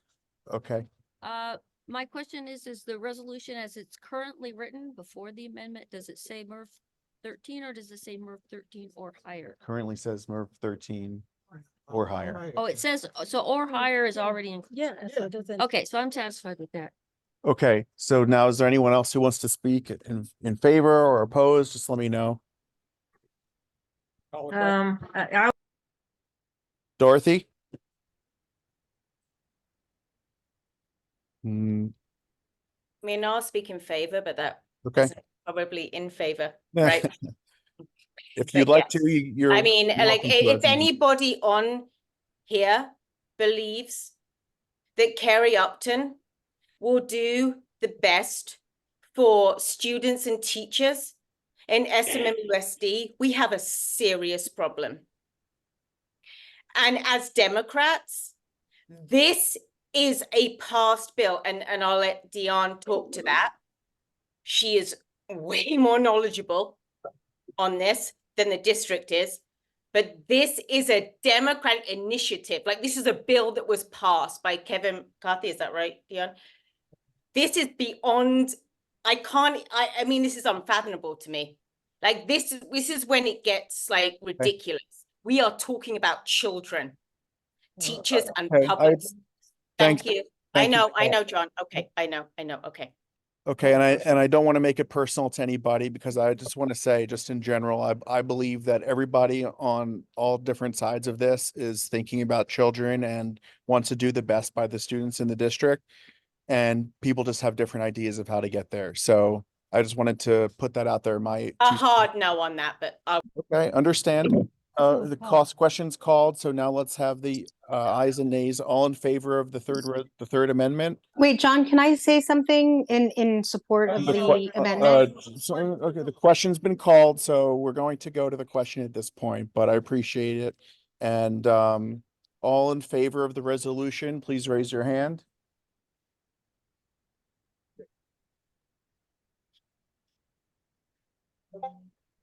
Okay, we have three so far.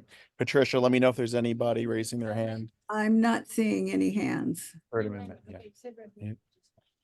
Okay, so we have three yeses. Let's lower the hands. And the no votes? no votes. 1, 2, 3, 4, 5, 6, 7, 8, 9, 10, 11, 12, 13, 14, 15. Okay, we have 15 in 16 in person and Oh, 7. look at Keith Coleman. Keith Coleman. He should have, it was like Keith had had a to step- felony. Pat, A you're fucking out of felony. order. Cool. You're out of order. Keith stepped away for family health issues, so he's not here right now. No, So we have 9 on Zoom.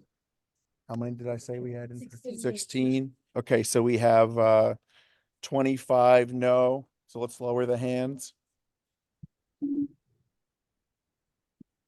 Okay, and now any abstentions? Just me. So we'll that third amendment failed to pass. So now we have a new before we go on, Dion, is that the last amendment? Yes, that was Okay. my last amendment. Okay, well, thank you for suggesting them. And now we're going to vote on the underlying resolution. This is the resolution we had up on the screen earlier this evening, except for the first proposed amendment has been adopted, which gives us the May 31st deadline. And the second and third amendments are not part of this one. So with that being said, let's call the question. All in favor of the resolution? All in favor of the resolution. 3, 4, 5, 6, 7, 8, 9, 10, 11, 12, 13, 14. Okay, we have 14 in person. We have 8 on Zoom. Let me know if anybody is raising I'm their. not seeing additional hands. So 14 plus 8 gives us 22. Okay, lower the hands. Was that? Okay. Okay, all opposed to the resolution? Anybody opposed? Dorothy, Well, there's her one hand. hand's already been up. I wasn't. Okay, so no one opposed, any abstentions? Okay, just one. So the resolution passes. So thank you, everybody. Let it be. Let's go home. Go to bed. It was 24, I think. 26 to 0 to 1. Okay, so the results on the final runoff will be announced in an email tomorrow morning. Everyone, if you've RSVP'd for this meeting, you'll receive that email. Again, I'm surely no one in person is hearing me say this right now, but the next meeting is February 28th here in this room.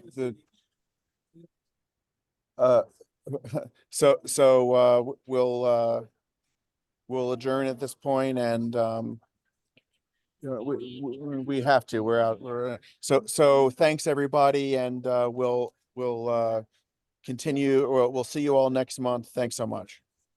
Cheers, John.